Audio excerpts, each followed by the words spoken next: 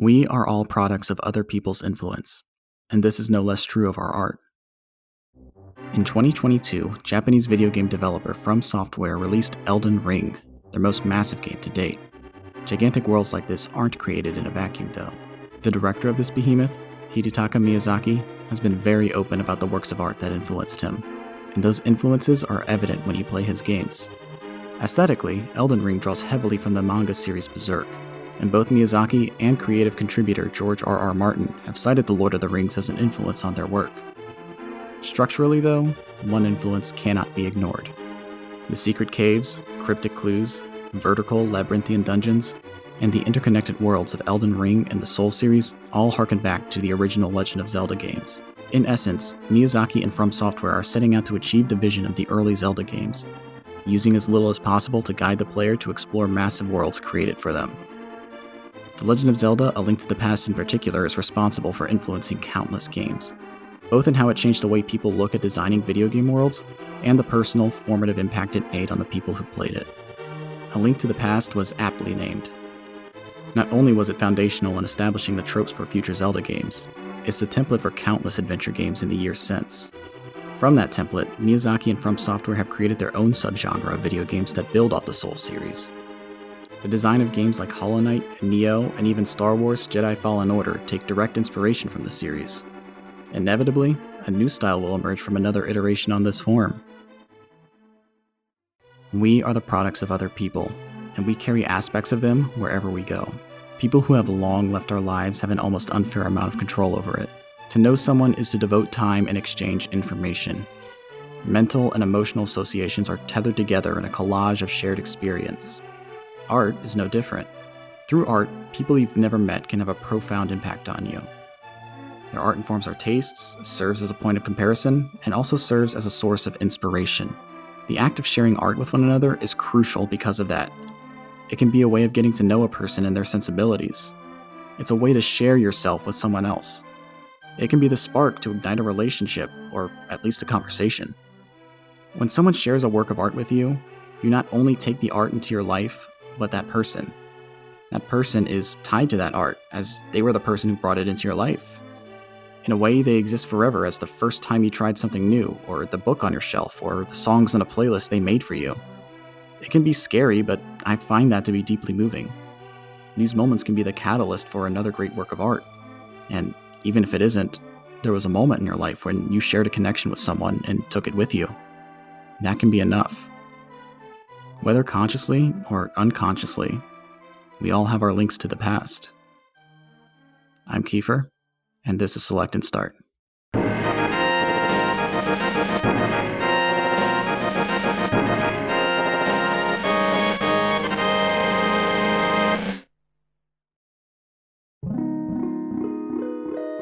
Welcome back to Select and Start, the podcast where we talk about meaningful and memorable video games. I am joined today by a good friend of mine. He is the writer for the newsletter, The Mental Health Break, as well as the host of the podcast of the same name. Please welcome to the show, TH, aka Tom Holzerman. Tom, how are you doing today? I'm doing great. How are you doing, Keifer? You know, that's really nice of you to ask. I'm doing fine myself. It is fucking hot outside. It is 96 degrees here in Virginia. And I am not planning on going outside today, so I hope you are ready for a long podcast. I mean, I'm the same boat.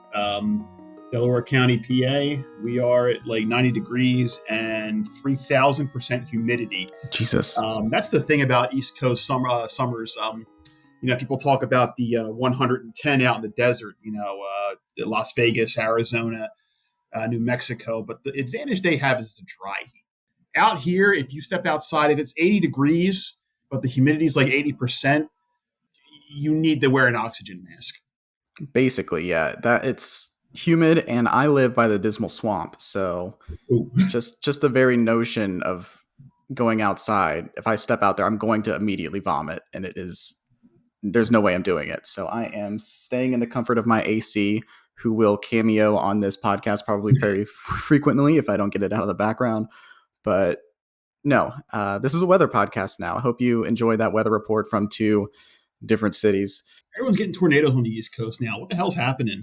Yeah, I've never had to, in my adult life, be prepared to hide in a tornado, but I've had to do it twice in the past year. And Insane. I don't know. I think there's something with the climate that's changing. I wonder what that is.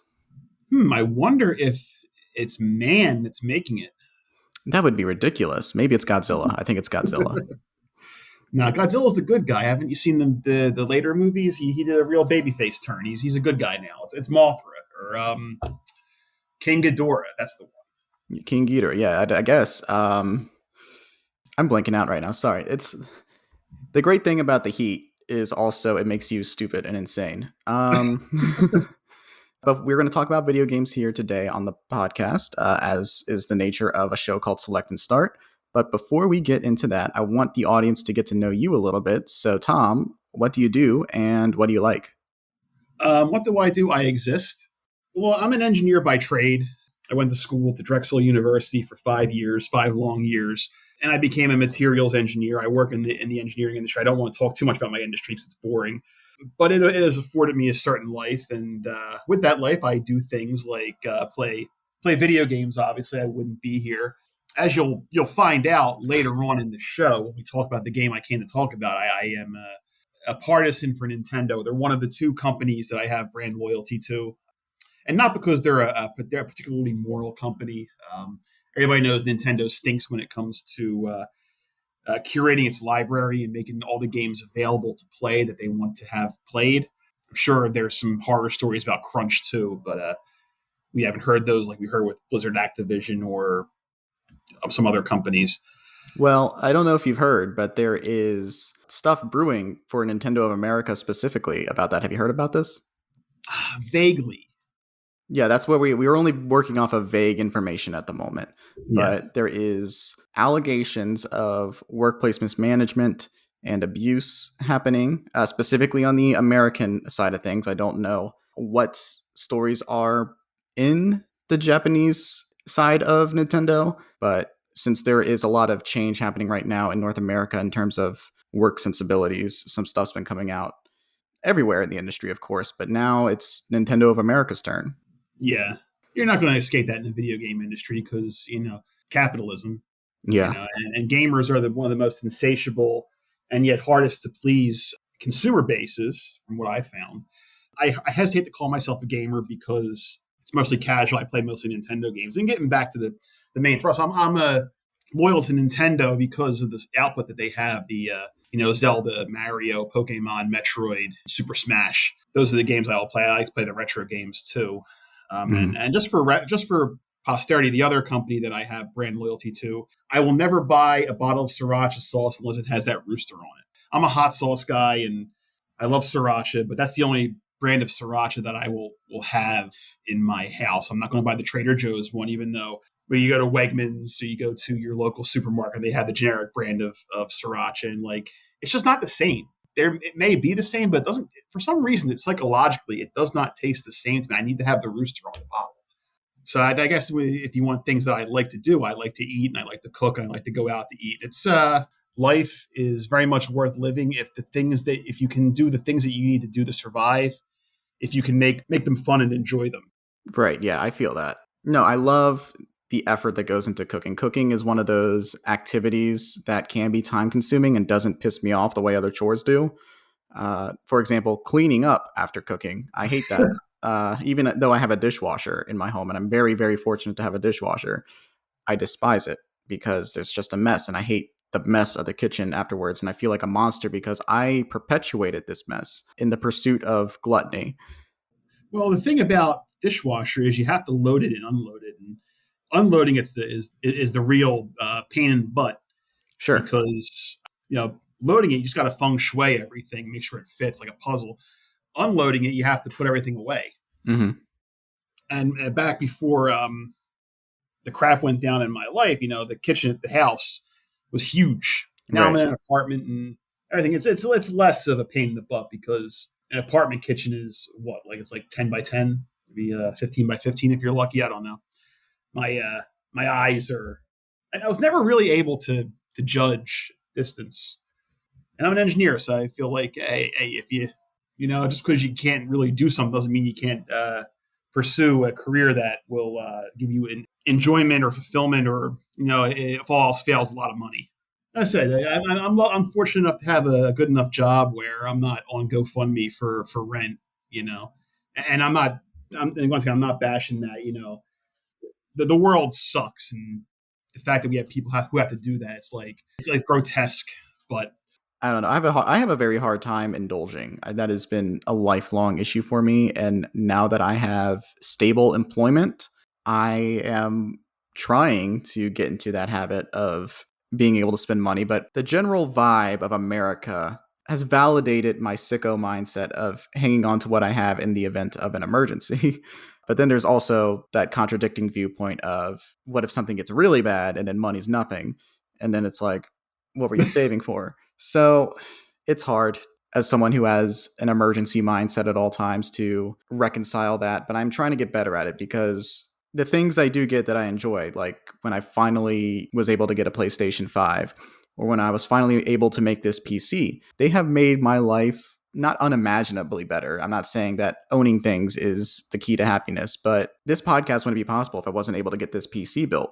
And the creative projects that I've made to this point, the video editing that I've done, the YouTube video I made about Cowboy Bebop, the reason we're having this conversation now, it's all possible because I was finally able to just swallow my pride and get something and indulge in something that has made not only work easier, but life more fun. I can play video games now on my computer for the first time, basically ever. And they're relatively new releases too. My laptop could play video games from 2006, 2007. Now I can have a Game Pass subscription and feel like I can actually participate in relatively new games. It's not mind-blowingly good. There is a bit of a shortage going on because of cryptocurrency and the general state of the world. But I do have a decent rig for what it is. yeah, and then you mentioned something that I'm very shocked. You were able to purchase a PlayStation 5. They don't. There's like 3 of them left in the world. Someone I know lucked into getting 2 of them, and I lucked into getting that second PlayStation 5. So I bought it at retail. I didn't have to go into the secondary market, which is the death of all things for video games. I got a PlayStation 5 now, and I was able to. It's so messed up because after all that effort, I was like, well, now what? You know, because there's not a ton of must-play video games on the PlayStation 5. And now that Elden Ring is out, and there are some more games coming out, I've been enjoying those on the PlayStation 5 system because the PlayStation 5 is substantially a better rig than what I have on my PC. But yeah, I did feel a little bit like a fool for a week or two because I was like, I don't even really have a PlayStation 5 game I really want to play that much. Astro's Playroom is fun, the pack-in game. There was just a second where it's like, I'm so fucking stupid. Why did I do this? If I was going to buy a PlayStation 5, it'd be like, what franchise do they have that I'm really into? And right now, the only one that I feel like is Final Fantasy. Mm-hmm. And I sort of fell off after Final Fantasy 12. And it wasn't that it was a bad game, you know. It was a really good game. I just didn't finish it. And then, like, I don't know, was 13 an MMORPG? It looks like the same as 11 was? Or 13 was like a 10 situation where it had a bunch of sequels. But I remember 13 was a single player campaign that was fairly controversial because of how linear it was. And I remember there being a 13-2 and then another one that's like Final Fantasy 13 Lightning Returns. I just remember at the time when those games were coming out, people were just shitting on Final Fantasy 13 a bunch. gamers do that, you know. And I'm looking at the Legend of Zelda series. Made the first game for the GameCube. It was Wind Waker, and waves of people yelling about the cell shading. And it's like, come on, guy. Unsurprisingly, it was a fun game, probably one of my favorites in the series. But like with Final Fantasy, it was sort of like, I don't know. I just sort of felt because I never got the PlayStation. And then like the other franchises it has, like Metal Gear, and I guess Manu is going to make me play Metal Gear at some point. Yeah, there's that. But at the moment, none of the Metal Gear games are immediately readily available like they used to be. 2 and 3 were taken off of all the storefronts because of an issue with the archive footage that was real footage that they used. So those have been taken off the store. 4 has been taken off of PS Now, and that's only playable on PlayStation 3 consoles and on the PS Now service because the architecture of the PlayStation 3 was so wonky. And then V is readily available on basically everything because that was a multi-platform release and it's a relatively new game that came out in 2015. Revengeance, similarly, the spin-off game that is on all digital storefronts right now. Yeah, no, there's no news of those games being readily available on the upcoming PlayStation Plus service that they're doing, where they're putting a bunch of classic games on there. That things are in a weird state right now. It was never easy to play these games, but now it's damn near impossible to play the vast majority of the series legally. So we're talking about like Nintendo levels of allowing the games to fall out of viability. Konami is sub Nintendo in terms of preserving their games. The Silent Hill games have been impossible to play since the PlayStation 2 era, basically. They did a PlayStation 3 re-release, like an HD collection for the Silent Hill games, and they were widely considered to be the inferior versions of those games. They did a lot of creative liberties that did not make sense. I think infamously there was a sign written Comic Sans. so a lot of mismanagement at Konami when it comes to preserving their games, even the ones with Castlevania in them generally. But this is sort of spinning us into a bigger conversation about you and your video game taste. So I have to ask, well, there's no one more gatekeepy than the gaming community. So tell us a little bit about your relationship with gaming. What kind of games do you enjoy playing? What have you been playing lately? What does TH's Portrait of a Gamer look like? TH's Portrait of a Gamer has barely changed since he first started playing the NES way back in the late 80s. Christmas of 1989, I came downstairs and I was living at my grandmother's house at the time because the whole thing, but it's a whole family thing. But I came downstairs and I was like, I'm not going to get a Nintendo. I need a Nintendo. And under the Christmas tree, there was a Nintendo Entertainment System. And when we moved out in my parents' own home around New Year's, put that Nintendo on the TV, and it was black and white, and the sound didn't work. But I played that Nintendo for hours and hours. So, love TH's Portrait of a Gamer. Loves platformers. Obviously, I grew up playing Mario. Mario is my Mickey Mouse. And the Nintendo was just as problematic company as Disney, even though on a smaller scale. So it tracks. I loved all the franchise games, and I played Dragon Warrior, so I got into JRPGs, and that sort of dovetailed into me playing Pokemon on the handheld systems. And, I got into the sports simulators, even though as they got more realistic, I fell out of love with them even more. Like my platonic ideal of a sports games like Tecmo Super Bowl, RBI Baseball, NBA Jam, things that give you the idea of what the sport is, but they're also nowhere near as realistic as they could be. Same with Mike Tyson's Punch-Out. Nowadays, I'm very much into the retro stuff, and again, platformers, adventure games, JRPGs, and puzzle games too. I love puzzle games. When I'm in between games, I will invariably retreat to one of three titles: Tetris, which in this environment, it's Tetris 99. I can play against 98 other people, and I've gotten to be pretty good at it.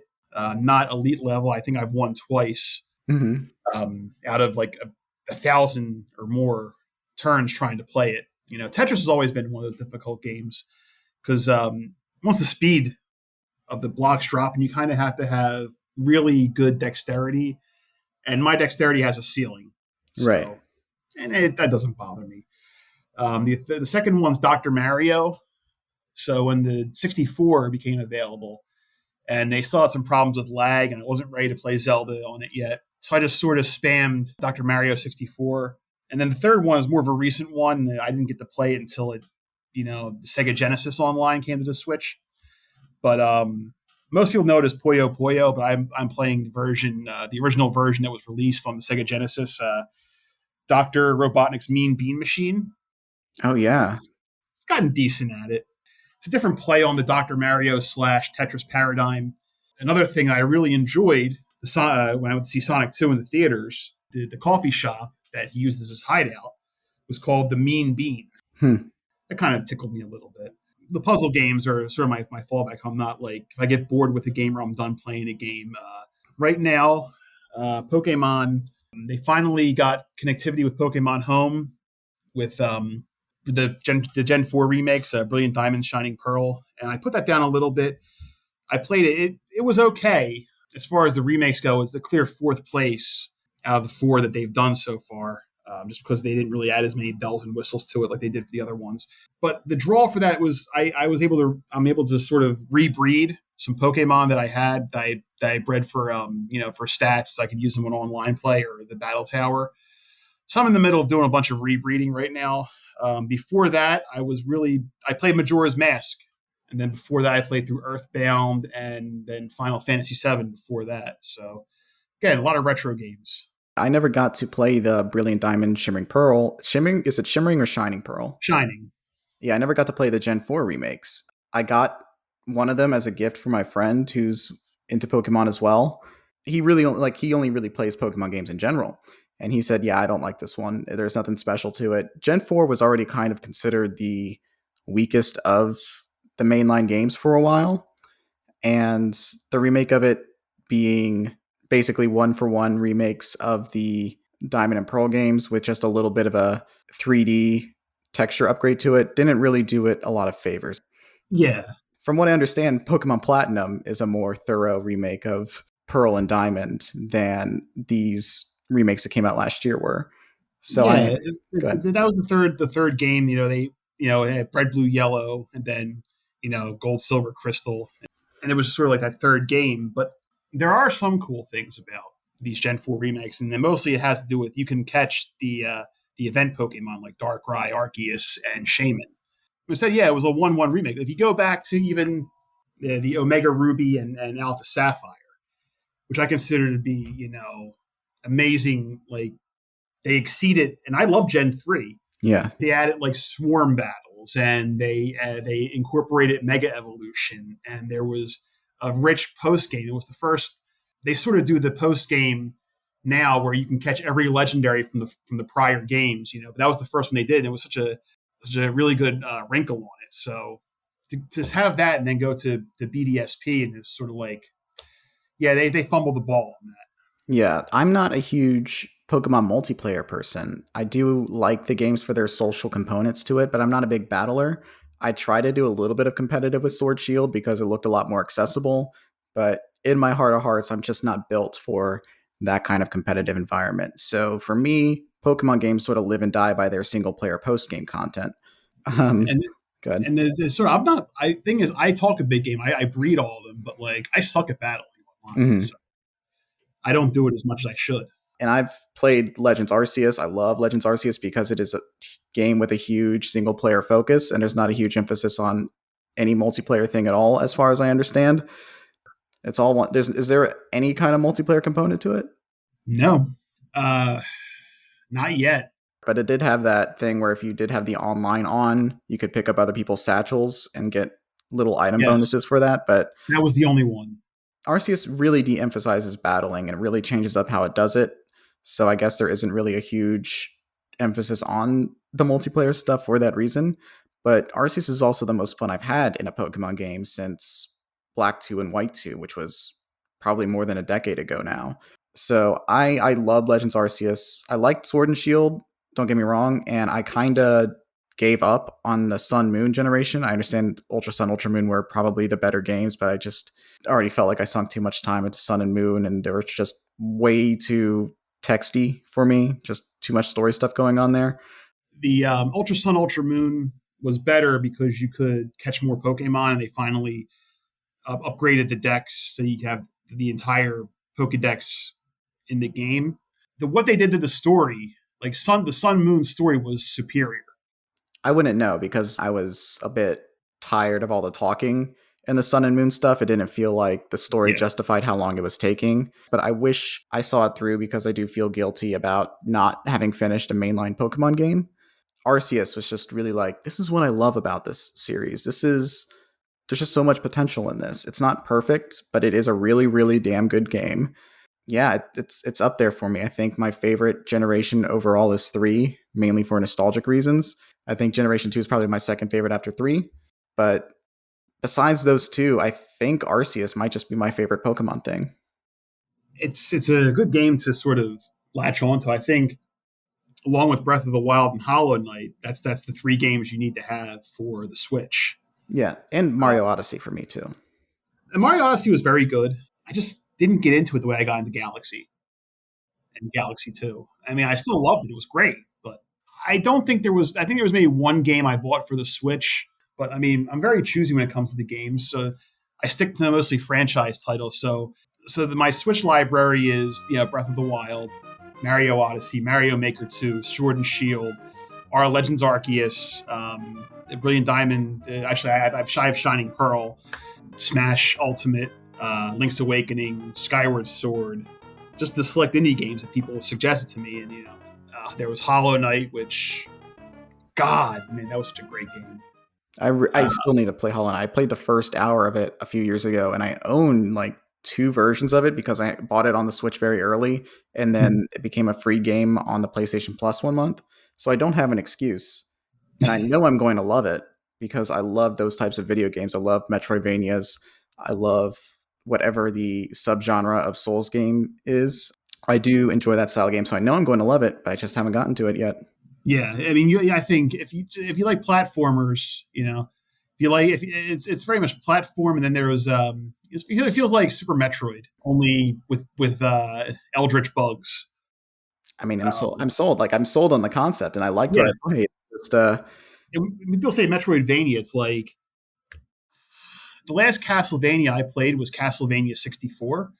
really. So it's like all my Castlevania frame of knowledge is, segmented stages. So you haven't even played Symphony of the Night, then? No, and that's sort of on my bucket list. Symphony of the Night fucking rocks, dude. I'm just yelling at Nintendo. Put it. Well, actually, can't even just yell at Nintendo. Like, I yell at Konami and Nintendo. Put it on the Switch. But then the other game I really liked was just because of how much of a meme it was, and then I ended up being a really, really good game. Was Untitled Goose Game. And I think those types of games are just really conducive to the Switch in general. I consider my Switch to be, number one, my Nintendo machine, but also a very good indie machine in general. If I have the option to play an indie game on my computer or on my PlayStation or on my Switch, I'm going to pick the Switch because the portability of it really lends itself to these smaller titles. So that's how I played Ori and the Blind Forest, which is also kind of a Metroidvania, and I think it's a very, very incredible game. Beautiful visuals, great soundtrack. Yeah, I agree with that. Like, Dead Cells was another game. Oh, I love Dead Cells. I spent so many hours on that. Was even before the last update where you could play as the vessel from Hollow Knight among other people. And I was going through some games on the online version. The Nintendo 64 online console was really good because I got to play Star Fox again and Ocarina of Time and Majora's Mask. But it's not good because some of the other games I played a whole lot of aren't available on it. I'm still waiting. Probably never going to happen, but 007 GoldenEye, or even the Perfect Dark. I never played Perfect Dark, but I heard Perfect Dark was sort of like an improvement on that. And it's sort of like, I'd play it now because it would be available to me for free. But playing it then, had to pay $60 for it. So it was like, I don't think my parents are going to buy me that one. not when I'm all asking them for the wrestling games that were on it or whatever. So let's talk about sports a little bit, because you said earlier that you have a weird relationship with sports games. And I know that you're a big sports guy because I've listened to the Mental Health Break and I've read some of your newsletters, and I see how it dominates our gaming group chat a lot, talking about sports. So tell me a bit about what kind of sports games you do enjoy. I know you said Tecmo Bowl, and you said that they kind of got away from it. What recent sports games have you liked, if any? Well, I think the last time I played a sports game that was current was one of the Madden games back when I had an Xbox One. It was an Xbox One, or was one of the Xbox systems. I bought Madden for it, and it was fine. My brain, when I'm playing a video game, I'm not trying to strategize. Probably the most I'll think about is sort of like a JRPG where I'm trying to build for a special battle. With sports, the sports games, especially football, you've gone from having 8 plays available to you at Tecmo Super Bowl, but I think it was perfect for sort of a video game setting, a nice arcade setting, to where you're a simulator and you can have different packages and everything, and you have these vast playbooks. It's getting so much more sophisticated, and then there's audibles and stuff, and it's just like you're being a real head coach, and you're not even just the head coach. You're the offensive and defensive coordinator. So you're doing like 3 jobs playing a video game, and it just gets like, unless you're playing it on easy mode, it's hard to sort of do that and also not lose horribly every time out. I mean, I'm trying to play a basketball game and not have to worry about that because, basketball is, when you're playing a video game version, you're not calling set plays. I don't know. I'm a football guy. Like, football's my sport. That and pro wrestling are my problematic phase because of how they chew up the people who play it and spit them out. But I just can't get enough of the violence, I guess. Are there any recent wrestling games that you've enjoyed? Not recently, just because the WWE games have dominated the market. They've been terrible for the last 20 years. The last game that I played that I really loved was WWF No Mercy for the N64. So it used a very specific engine, that the virtual pro wrestling engine that people loved. It was used in Virtual Pro Wrestling, Virtual Pro Wrestling 2, and then it was WCW NWO World Tour, WCW NWO Revenge, and then WWE bought the rights to that engine, and they did WrestleMania 2000 No Mercy. And those are 6 of the greatest wrestling games ever. And there's rumors that the new All Elite Wrestling game is going to use that engine. So I'm very intrigued for that. And plus, I watch All Elite Wrestling. Most of the wrestlers I love are working for them, and so I'm looking forward to that game. I'm hopeful that you get what you want and just get a good, satisfying wrestling game. I'm sorry that things have been letting you down. Would you consider yourself a bit of an old head because of your sensibilities and what you like from these kinds of games? Or do you think that they're just sort of getting away from you? Or do you think that they have just gotten worse over time? It's not that they've gotten worse.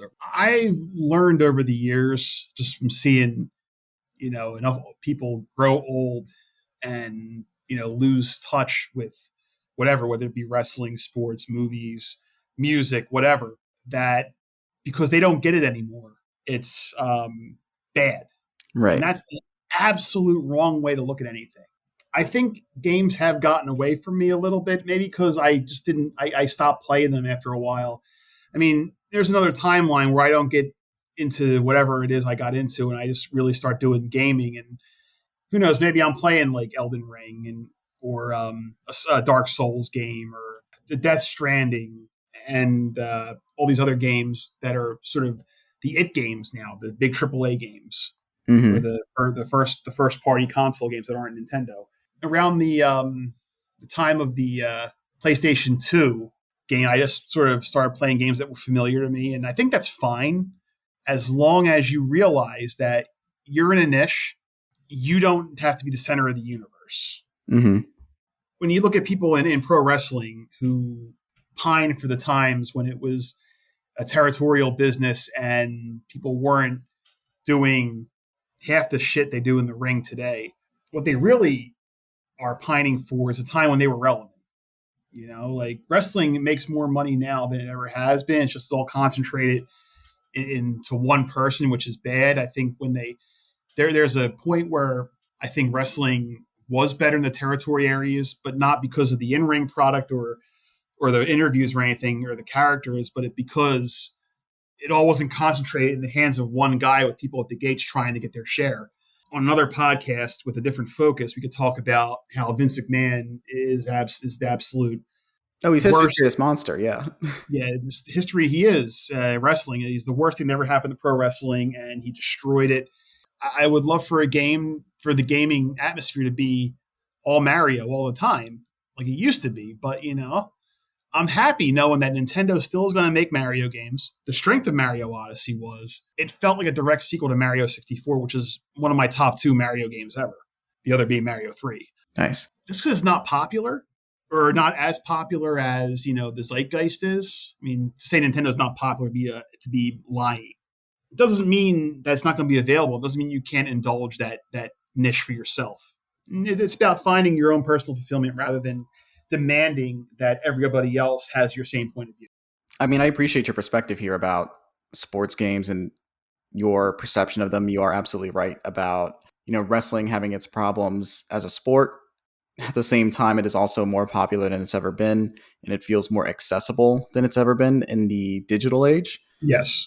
but there's definitely something going on where everything feels shittier. And it's not necessarily because the integrity of the players are worse or shifts to how these kinds of games are played or how these sports games are depicted, but there is like a corporate influence that you cannot ignore anymore as you get older and people become more politically involved and everything feels part of some sort of culture war.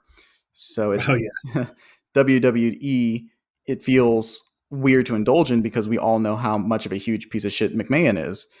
I'm not a huge football guy. I've followed it for a while when I was a teenager, but I am born in Virginia, so I am forever tied to the worst NFL team in the league, which is the Washington team that used to have no name and then have a worse name before that. And the Snyders are history's greatest monsters as well. So I don't like that team. I don't like the structure of that team. It's so funny, for the Snyders to be Dan Snyder to be considered the greatest monster, history's greatest monster among football owners, which includes Jerry Jones, uh, Jerry Jones, Al Davis, Jerry Richardson, Jack Kent Cook, who was the last. I think he was the last NFL team when he was the owner of that Washington franchise, now called the Commanders. Truly, the Mount Rushmore of just terrible people all consolidating around the NFL. Yes.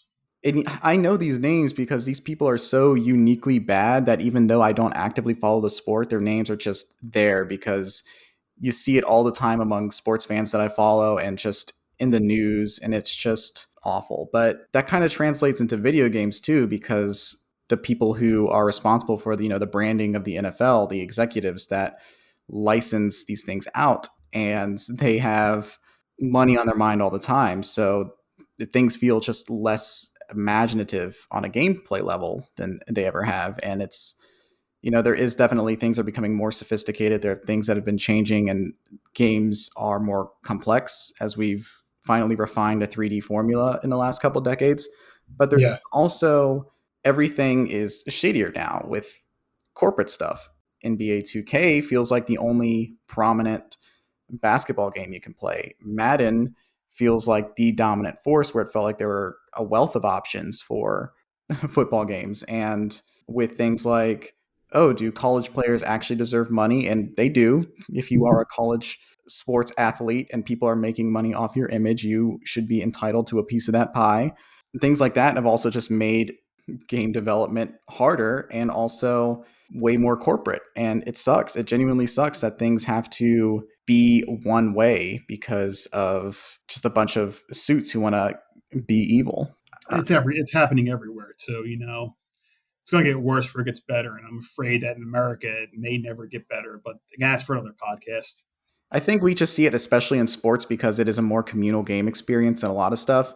People recognize sports. A lot of people have a connection to sports and they want to play these games because it feels like one, other friends in their group play it, and two, it's just great to be able to simulate something that you get to watch. So seeing that as a symptom of a lot of stuff getting worse, both on the actual sports side of things and on the video game side of things, it's really heartbreaking to see. And I don't have a huge connection to sports. Like I said, my sports shit is just super weird. I love following specific athletes because I think that they are fucking hilarious. I think a lot of athletes are funnier than comedians.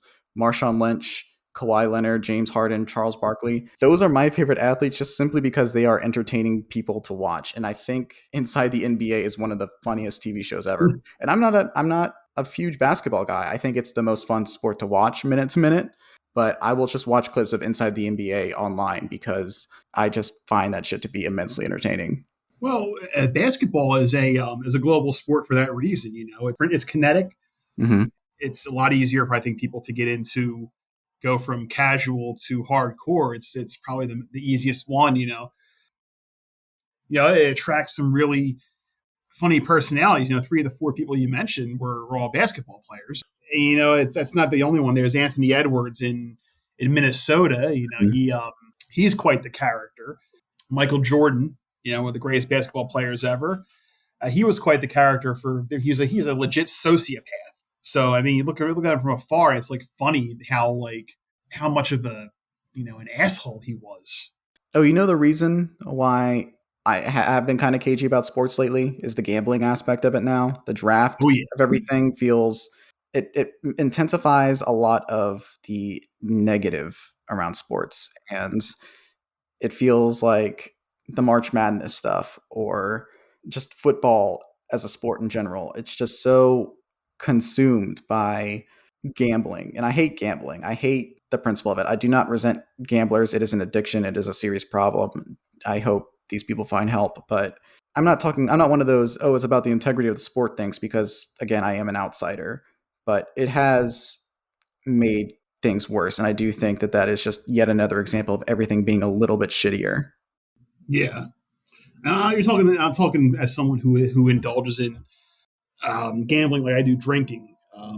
They're both potentially addictive things, but I manage to do it responsibly, and I pray that I keep doing it responsibly. But the idea that now sports leagues are embracing gambling has been destructive because now leagues are in partnership with gambling apps. Exactly. Now you got to question not the integrity of the players. I mean, I think players throwing games is something that I don't think is ever going to happen because I think that the money that they can get by performing on the field is going to be a lot more than they can get by gambling. What I think it's the officials and the officiating, and is the league going to what's going to happen with the league?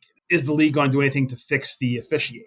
Or are they Right. going to let the officiating be bad across the board? And it's bad across the board in every sports league. I'm not just talking like pros sports, pros college, basketball, hockey, baseball. You watch a baseball game enough, and you see some of these umpires with their strike zones inconsistent, small, large, and you wonder how they have jobs, Mhm. right? Like if I perform as poorly on the job as Angel Hernandez does, I'd be fired. When I lost my job last year, it wasn't because I was bad at my job. Right. Yeah, you see it, and it's just sort of like, what the hell? And so the league is going to not have an incentive to make sure the game is officiated 100% correctly because they make a lot more money off these gambling apps. These gambling apps can make a lot more money. And Right. the house will win when there's more chaos. Precisely. My issue with gambling isn't that, oh, people gamble and gambling is a sin or anything like that. It's not like that kind of ultra conservative aspect of it in my head. I want to clarify. I think gambling is bad because it is stacked against the gambler and it creates an addictive cycle of trying to win because our capitalist culture wants us to buy into the idea that if you just keep trying at something, eventually you will hit it big. And all of capitalism is a gamble. That's why every day is a waking nightmare for me. But it's very funny watching the movie The Last Boy Scout, which I did a few weeks ago, and seeing this early 90s Tony Scott film written by Shane Black have the bad guys be people who want to make sports gambling legal in California. And Bruce Willis is just going around all of California killing people left and right to keep sports gambling illegal. I now think he is a hero for that. Rest in peace, Tony Scott. Rest in peace, Tony Scott. It's been a long time, but still, I hope he's resting peacefully.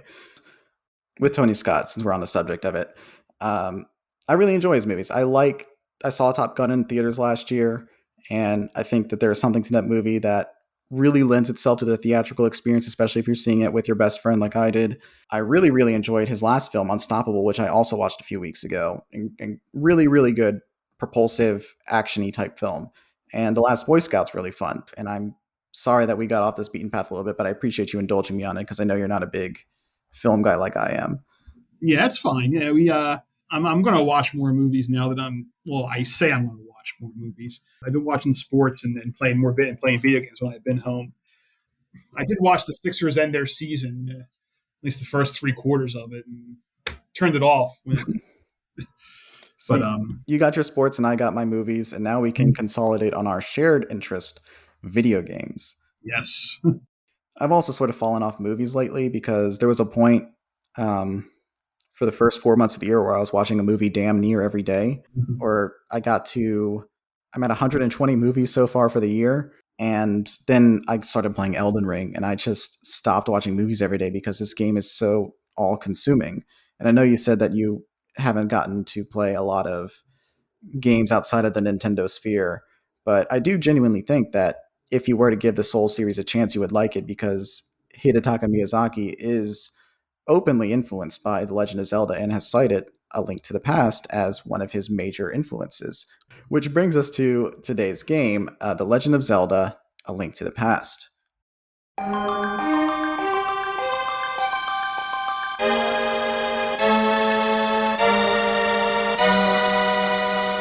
This is the part of the show where we actually talk about the game advertised on the tin. We are going to talk about a meaningful and memorable video game, and you selected The Legend of Zelda: A Link to the Past. I'll ask you about that in just a moment, but I did want to sort of give a little bit of background to the game for our audience in case you haven't played this. The Legend of Zelda: A Link to the Past was developed and published by Nintendo for the Super Nintendo Entertainment System. In Japan, it was released in 1991, and in 1992 in Europe and North America. Imagine now the far off year of 1992, exactly 30 years ago today, when people were seeing a Batman movie in theaters and listening to Nevermind by Nirvana. Crazy to think about it. I think pop culture might be stagnating. Anyway, to paint you a full picture of what the gaming medium looked like in 1992, other games released that year include Super Mario Kart, Mario Paint, Kirby's Dream Land, Mortal Kombat, Sonic the Hedgehog 2, Super Mario Land 2, Streets of Rage 2, the home console release of Street Fighter 2, Final Fantasy V, Dragon Quest V, and Mega Man 5. So, to date, this is the oldest game that we have brought up on the podcast. We are firmly in the 90s territory now. I remember the 90s. You do remember the 90s? If you don't mind me asking. Because I lived the 90s. If you don't mind me asking, Tom, how old are you? I turned 40 in December, so I am 40 years old. I lived through the 80s, survived Reagan, survived Bush, survived Clinton, survived Bush again. I'm happy that you survived because, number one, you get to be on my podcast and be part of my content mill. And number two, you are a good guy, and I am super happy to have you here. I appreciate that. Of course. Done before. This is just sort of like an interesting era for me. This is the first game that we talked about that came out before I was born because I'm turning 26 in July. And this is a 30-year-old game. I'm sorry. This dance is being led by a bit of a younger guy. Well, imagine, if you will, when games cost $60. No kidding. And they didn't look like they were CGI'd to hell. Mm-hmm. The Super Nintendo era, the 16-bit era, was great because it was sort of crazy because it was, Nintendo versus Sega. It was the first time Nintendo really had competition, and the Master System was fine and good, but that didn't compete with the NES. So like you had Sega households and Nintendo households, and I was always firmly Nintendo, but my brother got a Sega Genesis for his birthday one year, and so I didn't get a Super Nintendo until after I bought one secondhand to play all the games I missed. Mm-hmm. So I grew up with Sonic the Hedgehog after Zelda. The Nintendo Entertainment System was great because I fell in love with the first Zelda game. I played that for hours and hours. Yeah. And then Zelda 2 came out, and it was a drastically different game than the first Zelda, but I played that for hours and hours and hours. And then Game Boy had Link's Awakening. I played that for hours and hours and hours and hours. Yeah. Of all those games, Legend of Zelda: Link to the Past was the pinnacle of them. It was a game that took the paradigm from the original Zelda game and gave it depth that now seems, it seems shallow now, but for the time, it felt on par with playing through a movie. That's incredible. I have to ask you something about Zelda 2 if you have a second. Sure. With the benefit of hindsight, and again, I am of a younger breed, I got to first play the original Zelda games as part of the collection of them that came with the GameCube for a time. So that collection came with Zelda 1 and Zelda 2, as well as Ocarina of Time and Majora's Mask, which I already played because my family had a Nintendo 64, vis-a-vis my older brothers. I got to play those two films as a 6 or 7-year-old as a complete collection. That's a horrible thing to say, I must imagine, from your perspective. I get the privilege of if I'm not immediately rocking with a game, I can just play a different game in the series, no problem. You went from Zelda to Zelda 2. Did you resent the difference? What was it like playing that game with like only the other game to compare it to? Initially, I did. I thought, wow, why isn't this just a regular sequel? And being a petulant child, I was only, I guess, 8, maybe 10 when I played Zelda 2 for the first time. But the thing is, because all the software was hard copied, and you couldn't just go to GameFly and download a game or whatever. There weren't collections, right? Right. If you paid 50, $60 for a game, you had to learn to love it. Yeah. And there were some games I didn't learn to love, but Zelda 2 wasn't one of them. It was, you learn to appreciate Zelda and Zelda 2 together are a reason why I am very much the way that I am. Right. Learning to appreciate things for what they are, not for what you want them to be. When you spend some time with Zelda 2, you realize, oh, wow, the gameplay on here is actually pretty good. Oh, it's like they combined the platformer with this adventure game. Oh, wow, this is like an RPG, only you're not doing turn-based. You're actually, you control the action. And oh, wow, the dungeon design is incredible. And then you walk out of it and like, I think Zelda 2 is just as good as the first Zelda. That was the sort of the beauty of playing those games back then. We weren't spoiled with digitization, but we made do with what we had, and obviously, the relationship between us and other kids in the area. And I grew up on a street in Philadelphia where there was a bunch of row homes, so I could always borrow games from friends. We still got around and played a bunch of games. And the more things change, the more things do stay the same, though. Sure, but I guess my point I'm trying to find is I had the luxury and the ability to move on from a game if it wasn't clicking with me. And like you said, you have to invest $60 into a video game, hope the sequel is as good as the first one, and reconcile the way things are different. You don't have to drop a game as part of a series with massive offerings over the past 36 years. You can just sort of dismiss that one. It's like, oh, that's the black sheep. I don't really have to play that one. But you grew an appreciation for it because it was available to you and you had to work with it. And I can kind of see why Hollow Knight would appeal to you similarly, because they're both platforming, side-scrolling dungeon crawlers with RPG elements. And I think Zelda 2 was kind of the first instance of an RPG also being a platformer. So it is a very influential game, even if it is radically different from Zelda 1 and A Link to the Past onward. There is merit to it in terms of artistic value, but I do think, and this is just strictly my experience with it, even though in my head I was always like, oh, I think I like Zelda 1 more than Zelda 2, I remember being a 6 or 7-year-old and making it farther into Zelda 2 technically than Zelda 1 because it's easier to find your way around than it is in Zelda 1, where it just sort of like puts you into the world and all the hints are esoteric, poorly translated, cryptic bullshit. Yeah. 2 also has that, but there's also a map and a general sense of direction. It's a little more linear.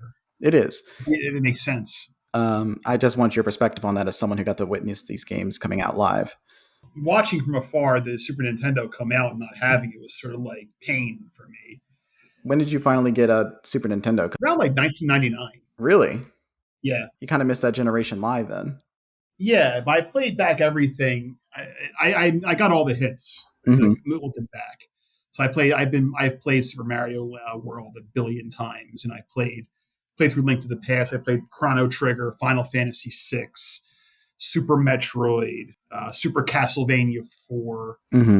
So you getting the SNES in 1999, did you get some time with the Nintendo 64, which was kind of winding down its lifespan by that point? Or was it also like you got to the 64 kind of late too? No, 64, I was an early adopter. Okay, great. Sort of to get back to A Link to the Past. Since its original release on the Super Nintendo, it's been ported to various Nintendo handhelds and consoles throughout the 21st century. It was ported to the Game Boy Advance in 2002 alongside the Four Swords multiplayer game. Fun fact: this is when I first encountered the game for the first time. I got a Game Boy Advance for Christmas, and it was the first game I got for it.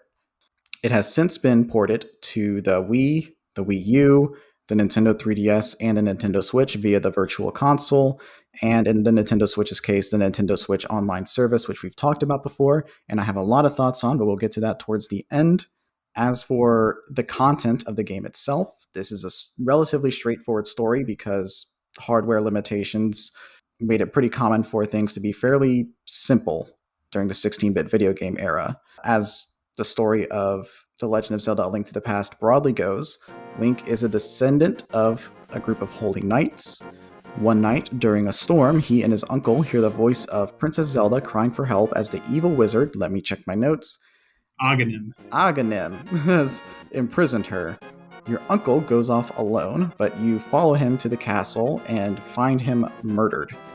You carry on the fight to save the princess, and along the way you meet the elder, let me check my notes again, Sahasrara, who mentors and guides Link through the journey and through various perilous dungeons and eventually an alternate realm called the Dark World, where the evil demon king Ganon, I know that one, in prison for centuries. Link must use the power of the descendants of the Seven Sages and the Master Sword to free the princess and defeat Ganon, who intends to use the power of the mystical force known as the Triforce to bring destruction to the world. Epic story, basic on paper and very minimal in practice, but compared to the previous games, Fallout New Vegas and Metal Gear Solid 3, very straightforward and simple to follow. But at the time, it was a lot. Oh no, I'm not knocking it. I'm not knocking it. Oh, no, I know. It's just how games have evolved. Even Zelda games nowadays tend to be more straightforward than anything, but there's still a lot more lore than way back in the day. But seeing the evolution from the NES all the way through the current generation has just been. I do feel like I'm a sage from the Zelda series. Mm-hmm. I can tell you the evolution of how games became, and how now we're actually playing movies now. I'm sure that Dennis Villeneuve or whatever is kicking themselves that Hideo Kojima. There's a wrestler named Satoshi Kojima in New Japan Pro Wrestling. He pronounces, I think we pronounce the name Kojima, not Kojima. So if I go back and forth between the pronunciations, that's why. Someone like Dennis Villeneuve probably looks at Death Stranding or something like Death Stranding like, oh, wow, that could be like a movie, several movies, a TV series. But we're making it in video games. So, yeah. I remember when Link to the Past was like playing a movie, So it's different how perspective changes over decades. Yeah, for sure. I mean, Kojima did a lot to bring the cinematic sensibility to video games because, and Manu's talked about this on the Mental Health podcast, it was an early adopter of voice acting in video games, had a very narrative structure to it. There's always been the term director in video games, but Kojima, he really made video games feel like a movie in 1998. And it really became, with the advent of cutscenes within the engine, as it did in Metal Gear Solid, push things forward in a way. And while I don't necessarily think that it's the best way to tell a story with an interactive medium, I love the Metal Gear franchise and I don't resent Kojima for implementing it. But it has made a lot of video games less imaginative in terms of how to express a story, which is why I love Elden Ring so much, because a lot of it is implied storytelling. A lot of it is simply observing an environment and drawing your own conclusion as to what has happened here. Stumbling into a 200-foot tall skeleton conveys a lot that you cannot get the same way from a cutscene. It's and there's more than one valid way to tell a story. I'm not saying that anyone who uses cutscenes is a chump, but it is just like something we need to consider as using everything available to us in the interactive medium. It's definitely like games that urge you to explore. I think that's why the first Zelda game was so good, because they didn't have direction. So you could wander into various areas. The only difference with the Zelda games is that first Zelda game was like there may have been one enemy, and it was the Lionel. And in the 8-bit version of it, the Lionel was just a little like centaur lion kind of guy who shot swords at you, the way that you could shoot your sword if you had full life. Right. And that enemy sort of became constant as the benchmark for your field enemies over the years. Obviously evolving into the Death Dealer from Breath of the Wild, where like you could spend you're going to spend more time fighting a lineup than any other enemy, except for maybe the enemies that have health bars coming on the screen, be it the Blights, Ganon, or the Hinox, that enemy in the desert whose name escapes me, and the Stone Talus. Right. It was kind of like a field boss in Link to the Past. You could only encounter it in the Dark World, up in the mountains, in a very specific area. But like if you encountered it, and it's sort of like throwback to like Zelda, like there are definitely areas that are locked to you depending on what kind of items you have. Right. But you can still have enough leeway to get yourself in trouble in some scenarios. And that's why I think this is the mark of a really good adventure game, is if they let you explore and get in trouble in the process. Now, Link to the Past didn't always have that going on, but it had the spirit of it. You could explore a lot of different places, get lost, and have to venture your way back. Then you find yourself on a bed of spikes that you don't realize that you need to have a cape to get across. But I think the mark of why I think Link to the Past is such a great game is because it was the 100% realization of top-down 2D Zelda. It took that formula and sort of did so much with it. It was a textured story, a lot of items, stuff, a lot of lore in it that sort of became the bedrock of the games in the future. Every game in the series owes a little bit of something to A Link to the Past in terms of establishing the tropes of what we now know as Zelda. Examples of that, it is the first Zelda game to be set in a new continuity. The first two Zelda games were directly connected to one another, Zelda 1, and the other one was literally called Zelda 2, The Adventure of Link. It was a direct sequel. This is the beginning of the idea of what would become the Zelda timeline. We'll get back to that later. Though it's fairly obvious this is intended to be a sort of alternate version of a myth for all intents and purposes. In the terms of actually interacting with the game, it's kind of like a soft reboot. It's a distant prequel to the events of Zelda 1 and 2, hence the title, A Link to the Past. In practice, it doesn't have any major thematic connection or narrative connection to the first two games. It just has, here is Zelda for a new age, and enjoy this new experience with Link and Zelda and Ganon. We talk about the Zelda timeline, but it's so funny. The first three Zelda games outside of Link's Awakening are all on the darkest timeline. Like if you look at it, like they're all on that leftmost branch where Link's Awakening is on that too. Yeah, but it's sort of not. It's the first one of the very few ancillary. Like there's Link's Awakening, Majora's Mask, and something else. Maybe I guess the Oracle games too, and Minish Cap that aren't tied to the Triforce Saga. Mm-hmm. They're like their side quests for Link that involve Link and something else. But those first three games are all in the darkest timeline. And it's so funny, the concept of the Zelda timeline does not come into play until like after Ocarina of Time, which is the nexus point of all the games. Yeah. So yeah, it's the first one to start, be set in a new continuity, though, like you said, the idea of there being a Zelda timeline doesn't really ingrain itself into the lore, and mainly in the minds of its fans until Ocarina of Time, which deals with split timelines. And then it's the first game to give Link a paternalistic mentor figure at the start of the game. In this instance, it's his uncle. And in subsequent games, he'd have figures like Saria in Ocarina of Time, his grandma in Wind Waker, Russell in Twilight Princess, and so forth as his mentor before he goes on his hero's journey properly. It's also the first instance of the Master Sword, which would become a huge, huge fixture in the majority of the Zelda games going forward.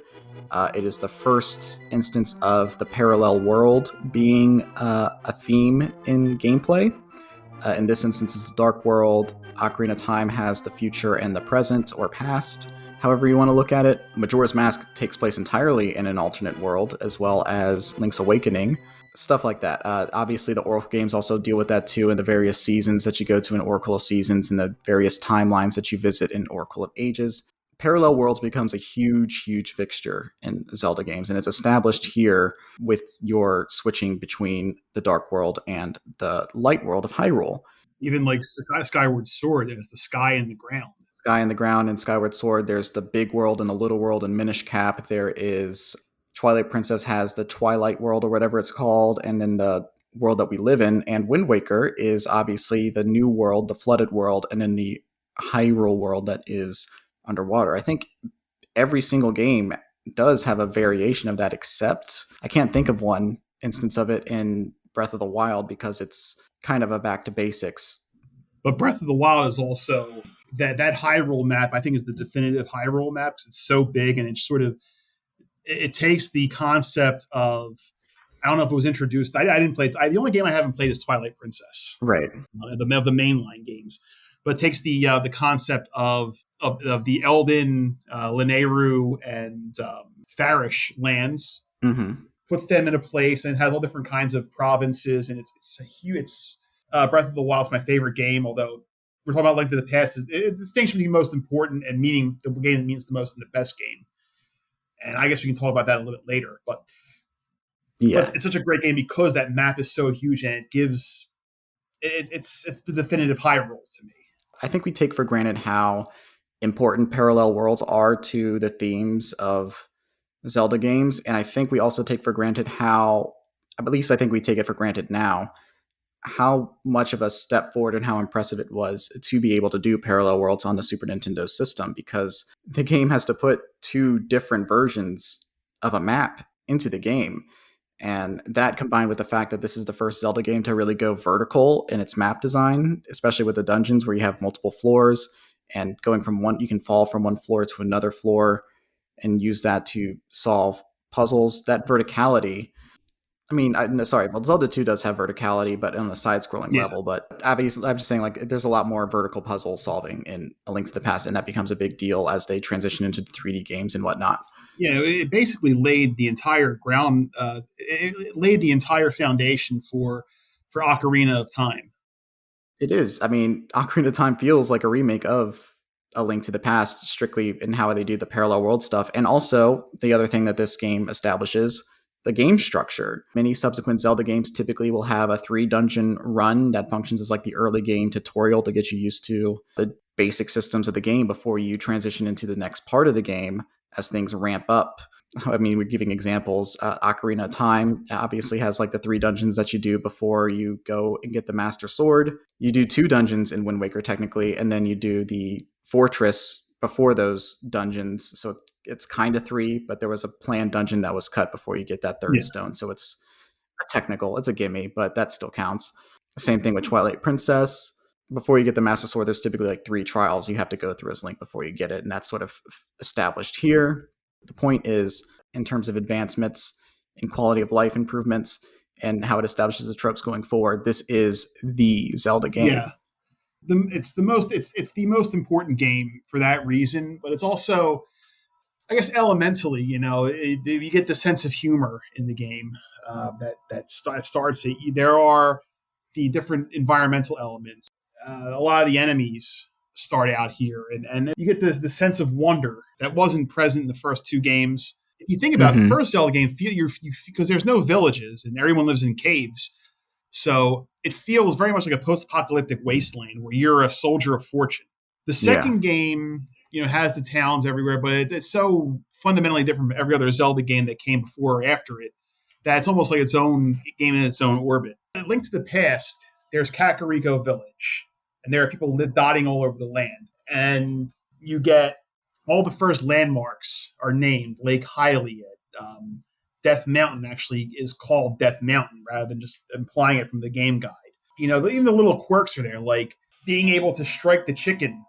They're called cuccos. You strike the chicken, and if you strike it too much with your sword, a whole swarm of cuccos is going to come after you and try and murder you, which I think is it's a pretty good lesson, Don't screw with things that aren't enemies. Don't fuck with the cucks, man. That's just general internet advice. Yes. But yeah, you're right. There's so much. Like, we could talk for hours about what this game introduces and how it establishes the identity of it. But I want to talk to you about this game and what it means to you. So you talked about it before and how foundational Zelda 1 and 2 were. How do you think this game has shaped your taste in the years since you first played it? I think it's really the benchmark which I judge every Zelda game, every adventure game. I fell in love with this game for several reasons. One, because even before I owned my own Super Nintendo, like whenever I had a chance to play a Super Nintendo for a prolonged period of time, whether at my cousin's house or whatever, I would play Zelda.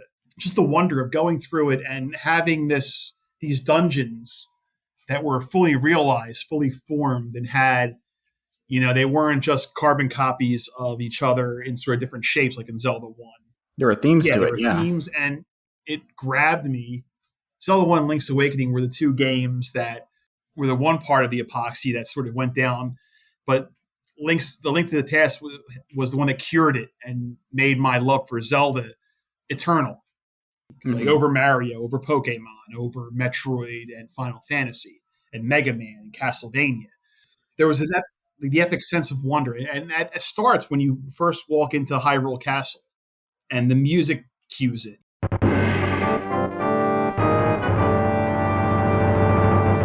Koji Kondo, him and Nobuo Uematsu are two of the most influential musicians in my life. And Koji Kondo, because his work on Zelda, mostly on Zelda, he did Mario and Star Fox too.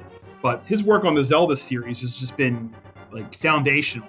Koji Kondo is the composer that I personally compare other video game scores to because, I mean, it's the sound of my childhood, first and foremost, but they're just damn good songs, and I wish we would have that kind of imagination in more mainstream games because it feels like everything's going more subtle or just more blending in with the background, but these all feel epic and immediately earwormy, especially since a lot of them are fairly simple tracks and not in a negative way. I think there is a beauty to it because these leitmotifs reoccur in subsequent, more complicated compositions.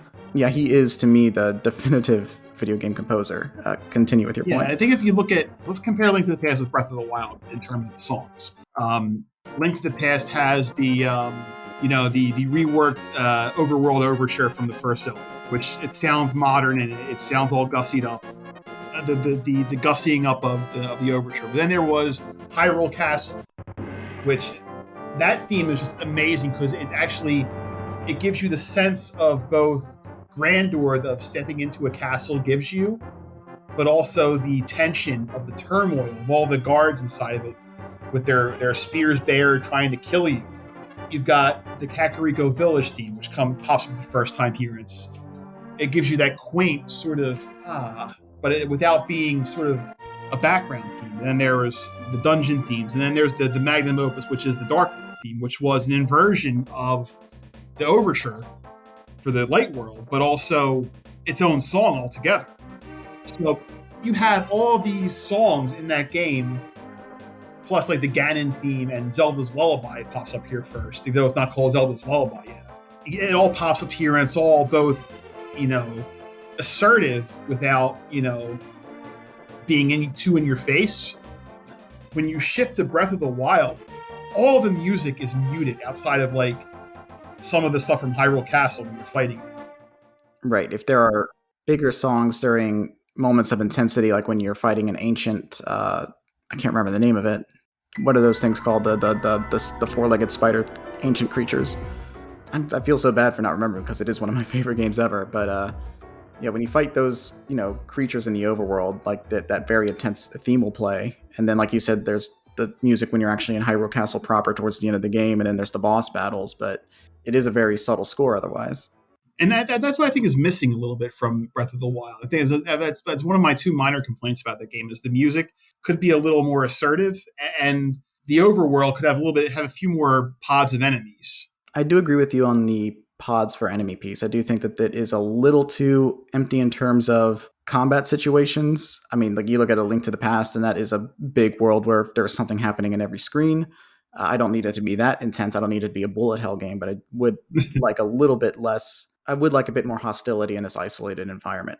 And the thing about that is like that when you do battle, you come into an encampment of bokoblins in Breath of the Wild. That's one of the best parts of the game, man. You're fighting, you got like half a dozen bokoblins, and it's just you versus them, and you got to think on your feet. I want a little bit more of that. Only like I want the variance of enemies. Like there are so many different enemies in the Zelda bestiary. Like you couldn't put Tektites in the game. The little spider jumpers. Oh, yeah, they aren't. It's basically just bokoblins, Lizalfos, Moblins, and then the Moblins, Lynel, and the Octoroks. And then there's like the big one-eyed ogres. I think that's the Hinox. Yeah. There is some, I will dispute the score. I do think that the score in Breath of the Wild is wonderfully realized. I do understand the reflexive desire for a more present score, but especially considering the previous Zelda games and how fantastical and how in your face it is about exploring a world. But I do think it serves a narrative purpose in Breath of the Wild in terms of having that isolated feeling of exploring a world in quiet. And when the score does come in, it is always perfect and it's always well utilized. There is that side quest where you are slowly building a town, and as you add more and more citizens to it, the score becomes more complicated for the town. When you do go into certain villages with distinct people in it, like the area with a bunch of Zora or an area with a bunch of Gorons, the music is distinct and has its own little flavor to it. Yeah, your concerns are valid. I'm not saying shut the fuck up. And it's all taste too, people have different. But I think it's funny you were talked about the town. I don't think I ever did the town you build side quest in Breath of the Wild, but you get that in Legends Arceus too. Yeah, you do. I remember that because I thought like, oh shit, this is like Breath of the Wild in this way too, with I guess what is supposed to eventually become Jubilife. Yeah. That is one of my favorite things in musical composition is adding a new layer to something as it progresses. Like I said, if you do want a more bombastic score from Breath of the Wild, I'm not saying it's wrong of you to say that, but it does serve a thematic purpose that I think it does realize really, really well. Yeah, and it's all preferences anyway. Some people it's just like some people like lo-fi beats to chill with, and some people like heavy metal. Sure, yeah.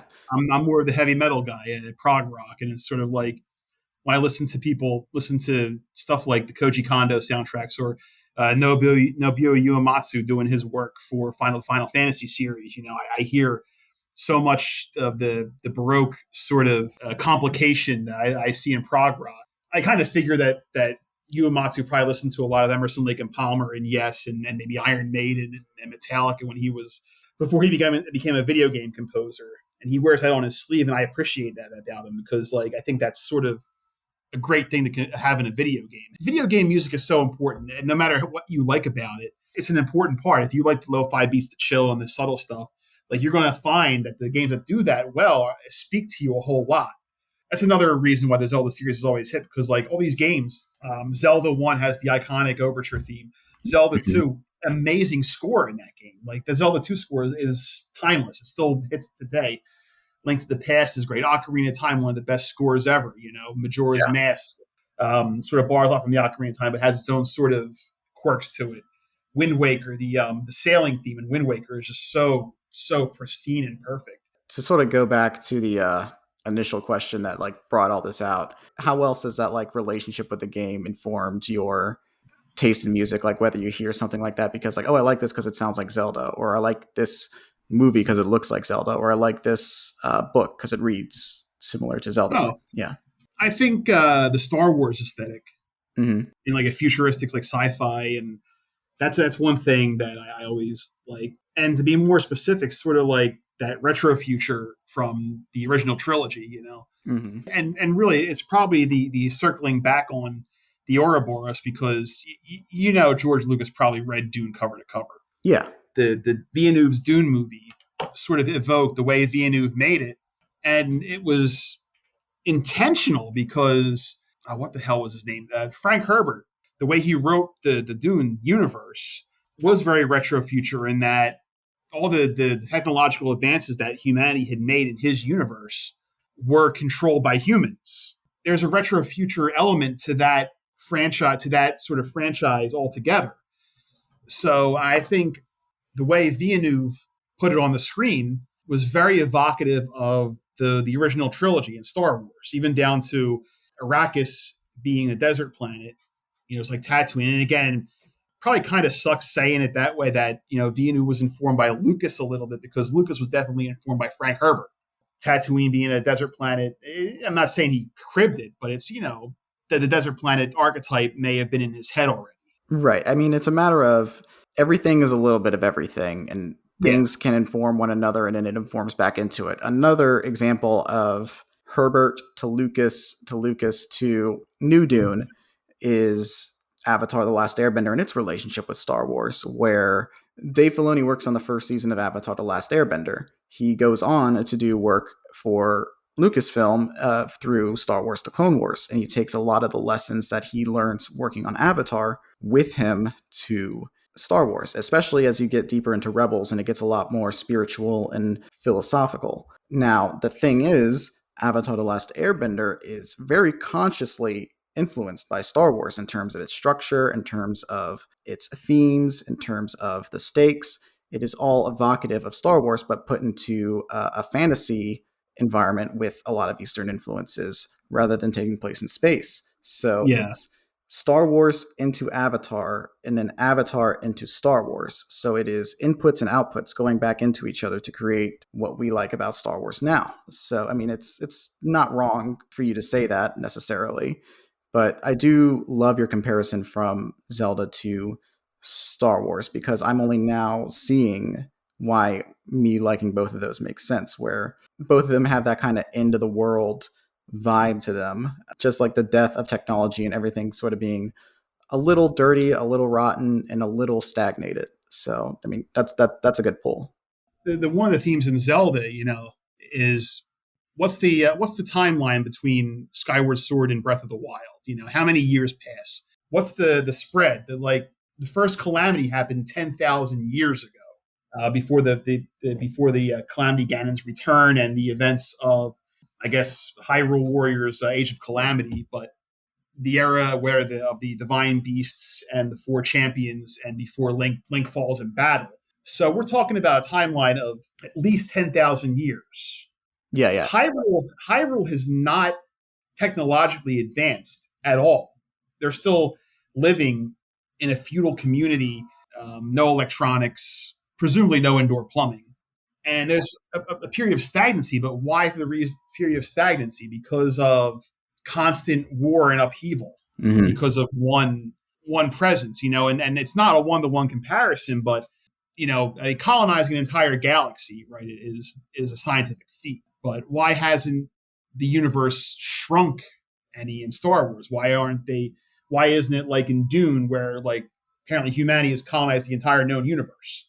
And it's because of this omnipresent threat from people who misuse a power greater to them. Instead of the Triforce, it's the Force. No try about it. It's just Force. There is no try, only do. It's not a one-to-one comparison, but there are definitely a lot of similarities when you go with high fantasy, and not just the beats that people take that George Lucas borrowed from Frank Herbert or J.R.R. Tolkien, or not the beats that Miyamoto took from Lucas or from Tolkien or the Arthurian legend. It's all a shared experience, but how we deal with that shared experience, how we interpret it, is where our value comes from. That's why I'm not really I'm a wrestling fan too. So like, if you're a wrestling fan, nothing's original. Everything is a gimmick. Everything has been recycled. If something original, then, it gets recycled again and again and again. But that's why I'm not really, unless you like really copy someone else's work, like word for word, I don't really care about what originality is. It's interpretation is important to me. It's impossible to make something wholly original from an artistic standpoint simply because we are all experiences of other people. The idea of life is inherently communal. You cannot be completely devoid of influence because other people have shaped your life in a nature way, in a nurture way, and in an artistic way. The things that you like are informed by your tastes, and your tastes are shaped by your environment as much as they are just like what you like in general. But there's just so much that factors into that the idea of seeking out to create something wholly original is silly on its head, unless you're making something completely avant-garde and abstract, which in itself is a reaction to a sensibility of trying to make something original. So even that, it becomes, I'm not trying to get pretentious on here. Yeah.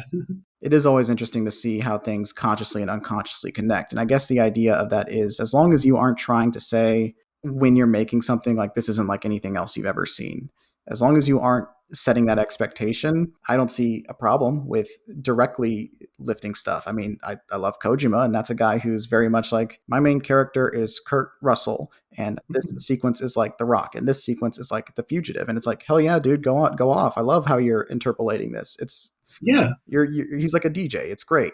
No, I love that way you see the lore of Star Wars and Zelda as thematically of the same branch, where technology stagnates because of the constant wars and conflict. And really, most of those progressions are made because of either setting out to do something to more efficiently oppress people, or as a reaction to the oppressed needing to defend themselves against that. It's very similar to how in our real world, most of our modern technology of the 21st century is simply, in the 20th century as well, are stuff that was made for the benefit of the military that is now becoming for civilians, like cell phones and highways. And And Tang.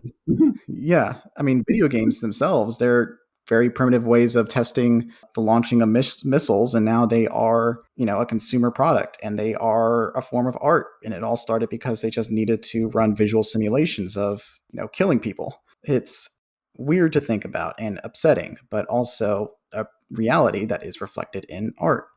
We've talked before about how you said that Zelda Breath of the Wild is ultimately your favorite Zelda game, but you did settle on this game to be the centerpiece of our long discussion here. What makes this particular game more meaningful to you? I think the experiences that you have, and this goes back to talking about old people saying it was better when I was young. Formative experiences are almost always going to hold more weight in your heart than things you experience as you get later in life. It's the reason why you remember your first kiss, even if it was a shitty kiss. Right. You remember your favorite movie when you were a kid, even if you like. I watched The Last Jedi in the theater, and it was my favorite movie going experience. I loved it, but I'll still always just go back to episodes 4 and 5 Mm-hmm. because I saw them when I was younger. When you see things as you're younger, and it cultivates your sense of wonder, and it cultivates your personality and your personality and your sensibilities. Very much, my sensibilities have been cemented by Link to the Past. So I always owe more of a debt of gratitude to that game, even if I can recognize that Breath of the Wild is both a realization of the Zelda formula and also a subversion of it in some ways. Where there are some things in that game that they didn't do in Zelda games before, but it makes the experience better. Right. It does feel like a reaction to the more narrative focus and making the game more linear. So it is a very conscious decision to make that. Well, let's go back to basics here and see how close we can get to replicating the feel of the original Legend of Zelda with the sensibilities and the technology that we now have available to us. Yeah, no, you're absolutely right about how our influences, I mean, the things that shape our tastes happen when we're younger, when we're more impressionable, when we're more forgiving of things to an extent, when we don't quite fully understand storytelling and narrative and structure and themes on the same level. So it is going to be a helpful comparison point until we do have that critical ability.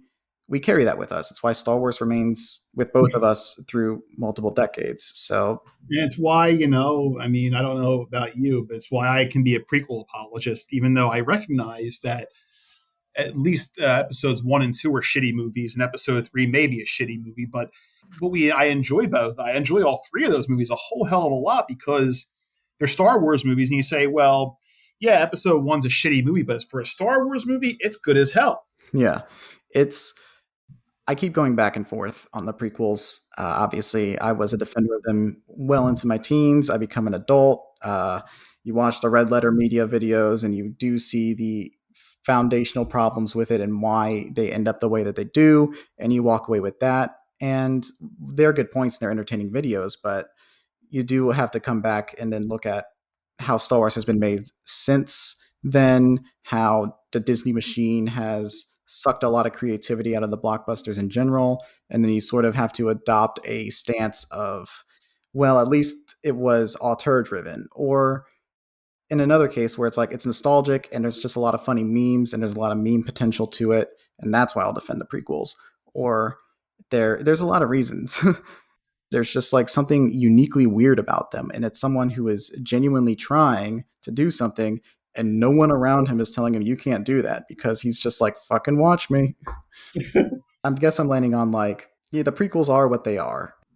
Yeah, I know what I was going to say, like the red letter media video. I think a lot of that early YouTube culture, it was people going for cheap cheap dunks, but they were going for the wrong things. Like Angry Video Game Nerd, right, had a whole generation of people convinced that Castlevania 2 was a bad game. Mm-hmm.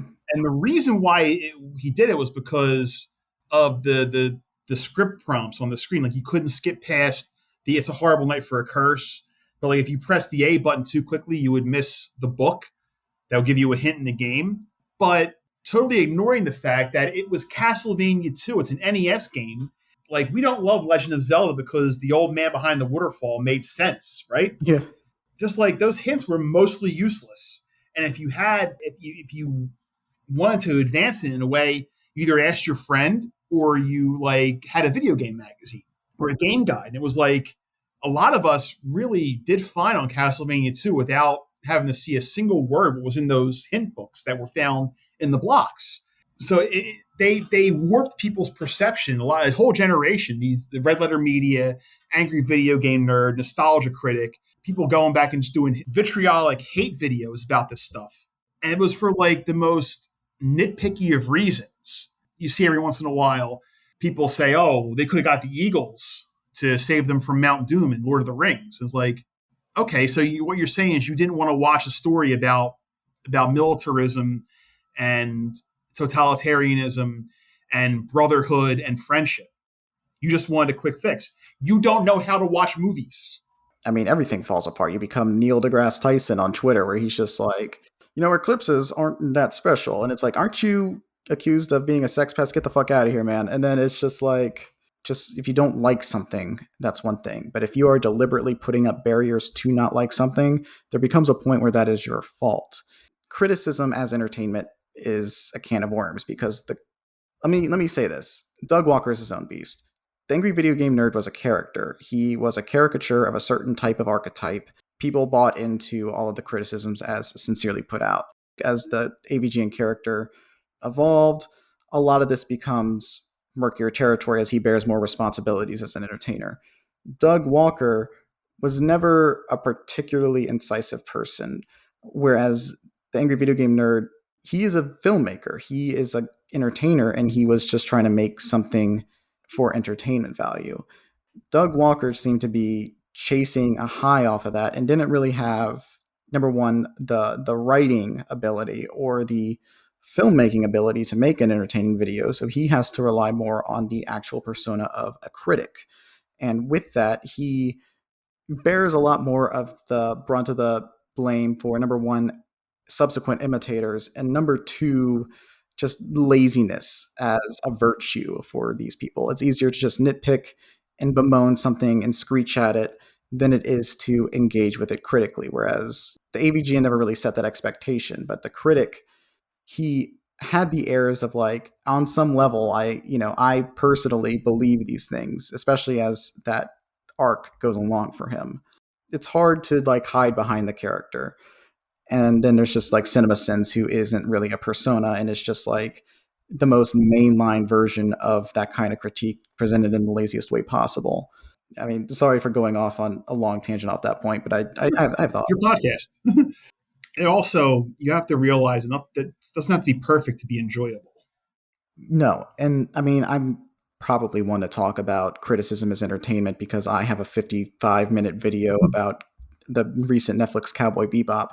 But when I set out to make that, I wasn't like, this show is worse than Obama or something like that. No, it's just like, this show is worse than Family Guy or something like that. I'm not like just trying to like nitpick here. I was trying to grapple with something that was trying to be an imitation of something that I genuinely cared about. I'm not saying I'm a hero for it, but I am covering my ass in case someone listens to this down the road and then also watches my YouTube video and is like, hey, what the fuck, man?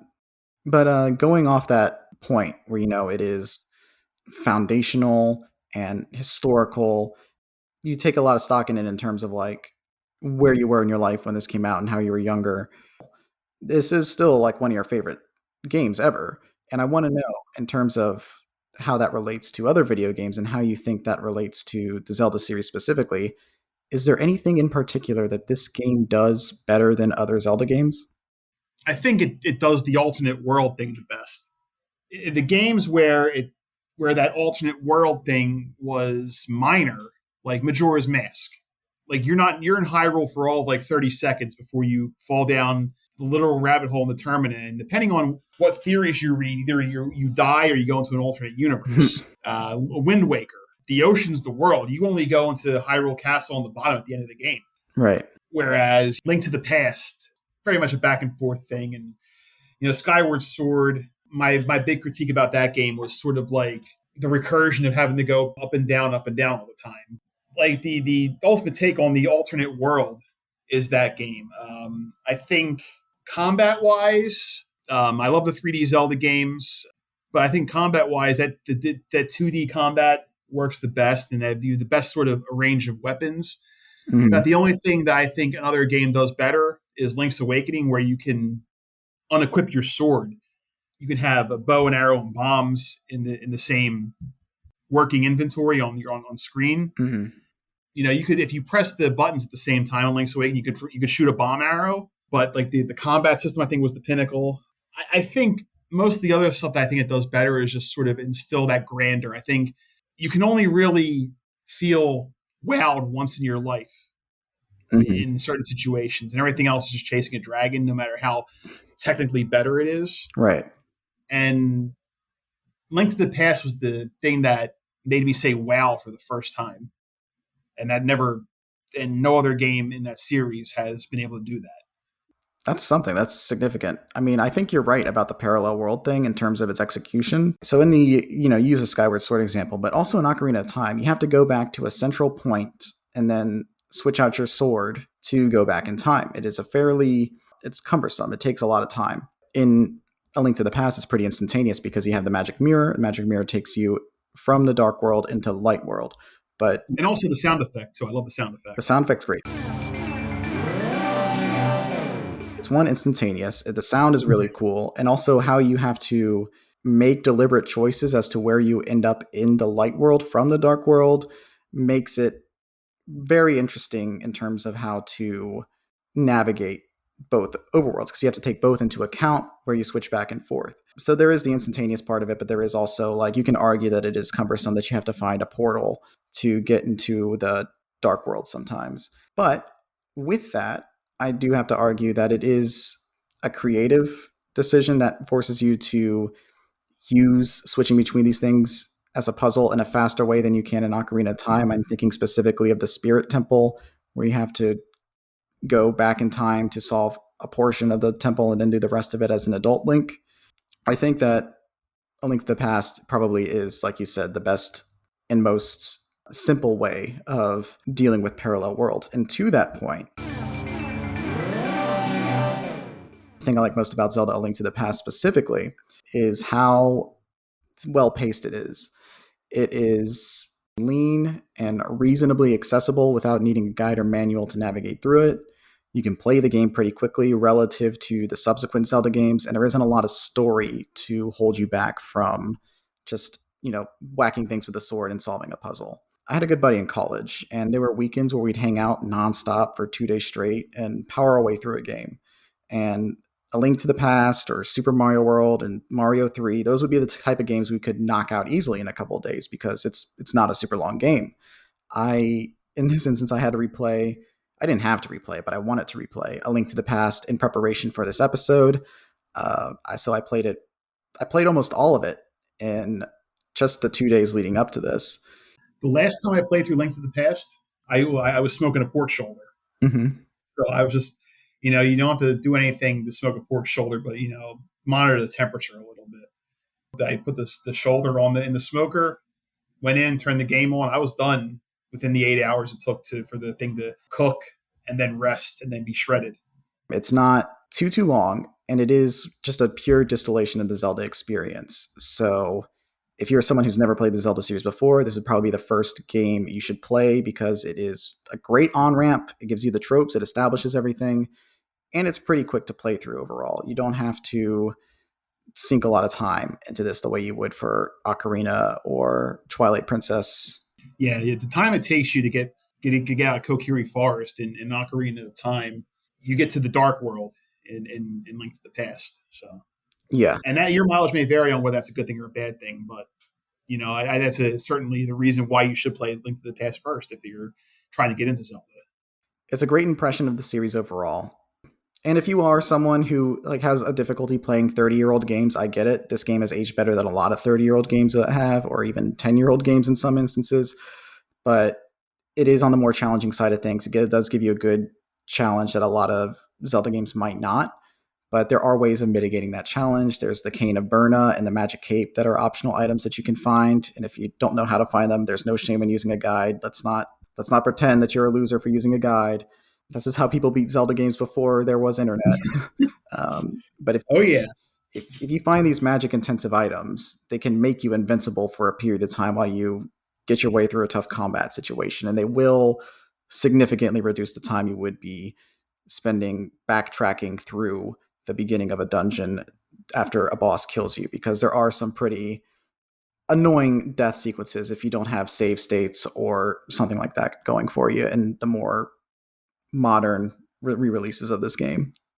Oh, the big thing for Link to the Past, another thing that really it introduced was the mechanic of instant resurrection, catch a fairy in a bottle, and that's been a staple throughout the entire game, the entire series. So that kind of goes into my next point, which is no game's perfect. There is no flawless game. Many come close, don't get me wrong, but there are games that will have issues. I don't want to hide behind the shield of time. I don't want to say 30 years doesn't do a game well sometimes, who ages gracefully after 30 years. But I do want to have a discussion of what do you think this game could have done better or should have done better in your eyes? It could have been a few more dungeons. Oh, yeah? And I understand having two different world maps in the game is pushing it in terms of size, but I mean, maybe there were some more optional dungeons. I think there was a lot of what it does well is there's a lot of stuff to do in the game, side quests. But I think more boss level enemies to make it a little bit more meaty would have been a little bit better. I think that's really the big complaint is that when the game is there's not enough of it. That's a good complaint. I'm trying to think of because I've read complaints for almost every other Zelda game that I've played, but Link to the Past is hard because it's not a flawless game, obviously. Right. But you know how it is when you look at something that you truly love and you don't want to say a cross thing about it. Right. You can look at it and someone will say something about the game and your first reflex is, well, no, I like that part of it, but maybe they have a real good point anyway. And that's sort of my thing with this game. It's like I probably could if I thought about it more and played through it and scrutinized it, but I couldn't. Other than there not being enough of it, Sure, that's not a bad problem to have. I kind of disagree with you because I think that A Link to the Past great virtue, especially compared to the other games, is how well paced it is and how you don't have to dedicate a lot of time to it, and it's all just like the pure distilled Zelda experience. But I mean, again, that doesn't conflict with your perspective. If you want more Link to the Past, why would I argue it? That is a great fucking game. If I had to really nitpick, there's not a big structural problem that I can point to and say bad, but there are little things that annoy me or could have been implemented better that didn't have to be that way. I think the Ice Temple in particular I don't like because it requires a lot of vertical movement and backtracking, and the floors are slippery, as is an Ice Temple would be. And I don't like that as a challenge, the slippery floor thing, which is a problem in most Zelda games. It's not unique to A Link to the Past.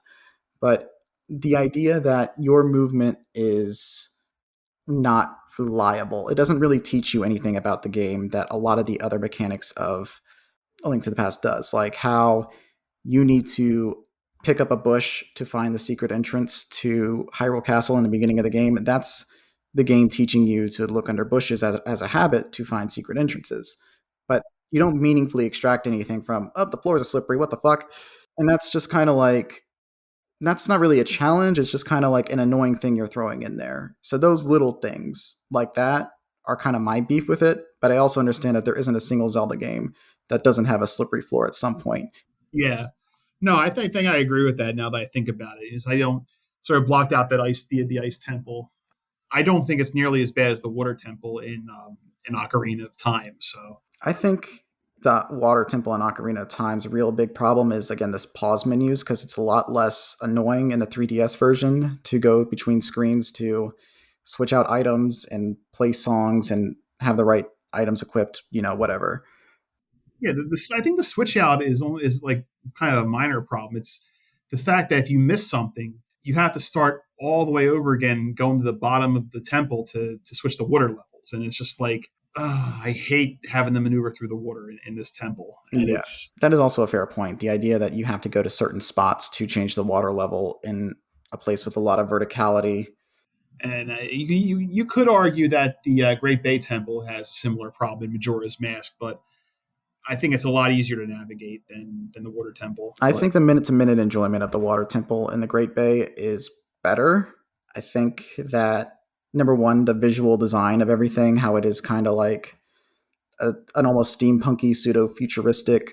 I like that part of it. And I think the central area is just a lot more refined than the Water Temple. It almost feels like that design in that whirling pool in the middle is almost a direct response to how you had to navigate the Water Temple in Ocarina of Time. So it's not the worst in the world. I think I've warmed up to the Great Bay Temple over time, but water just sucks in early 3D games. yeah, it's not even the worst. It's not even the least best temple. I generally like all the temples in Majora's Mask.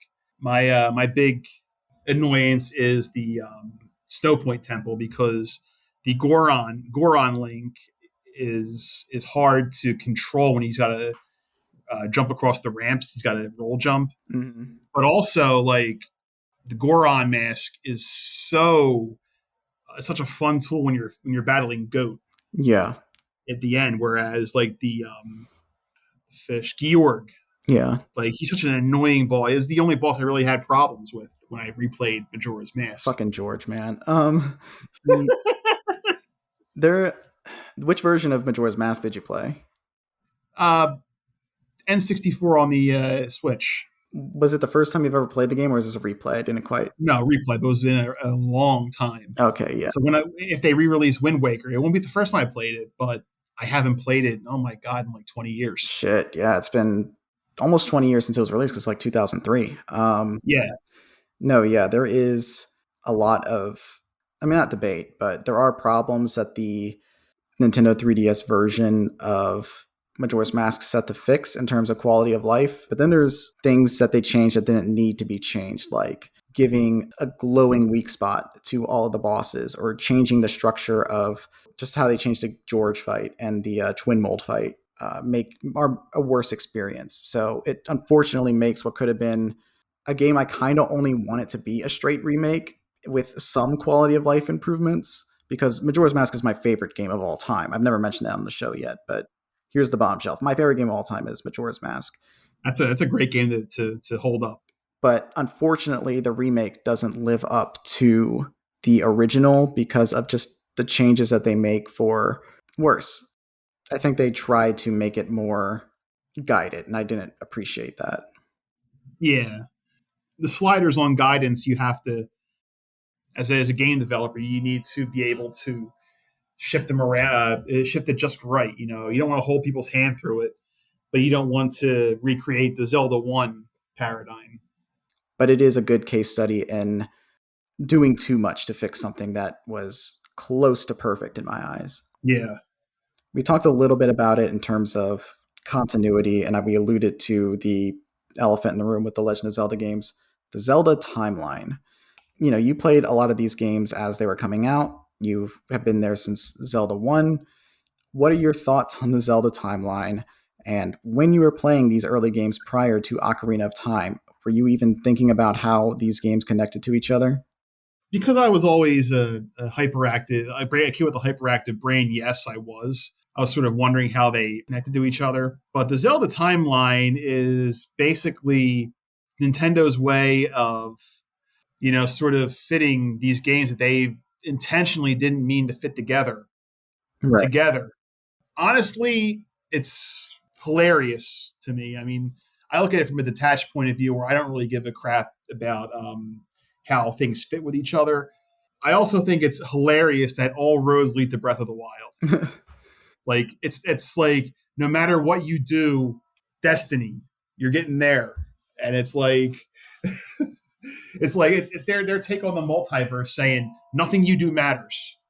Right. It's almost like a concession of like, you people overthought this shit. We didn't want to do this. And here is a convergence point. Whatever, man. But it's funny because then you have the whole idea from Ocarina of Time is of time paradoxes with the Song of Storms, because you don't learn the Song of Storms until you're an adult, but Mhm. you teach the guy the Song of Storms when you're a kid. So where does it come from? It's a time paradox. Mhm. But then like Majora's Mask kind of like retcons that, and the Song of Storms was written by the royal composer of Termina. But then again, is Termina real, or is it purgatory, or is it imaginary? Like they don't do a good job of explaining what Termina is, but I like that because you had to have some mystery. You can't explain everything, and that's why I think as we sort of lurch back to like Disney, they explain everything. There's no mystery. There's no lore that let the fans chew on, right? Mhm. And that's one of the reasons why I love Lost. I'm the Lost defender. Not the only one. Matt in our DM is a Lost defender too. Mhm. But one of the reasons why I loved Lost was because when they were closing the show up, they focused on relationships and story beats and telling and paying off the story they started telling, not answering the questions, the little straggling questions that they asked about lore and science and time travel and whatever. And people were mad about that. But you know what? I like to have media that makes me engage my brain. Because like you lose your imagination when you get older a lot of times. And I like when you have help to stimulate that part of your brain, because you should never lose your imagination. You should always have the ability to sort of dream a little bit, because then you can find some good real world outside the box solutions for problems that you might have if you can imagine different things rather than stay on the path of what's logical, what's the consensus, where are all the answers. Right. I don't like stories that dedicate a lot of time to answering every question posed. It's not an essay. You're not writing an essay, you're writing a work of art.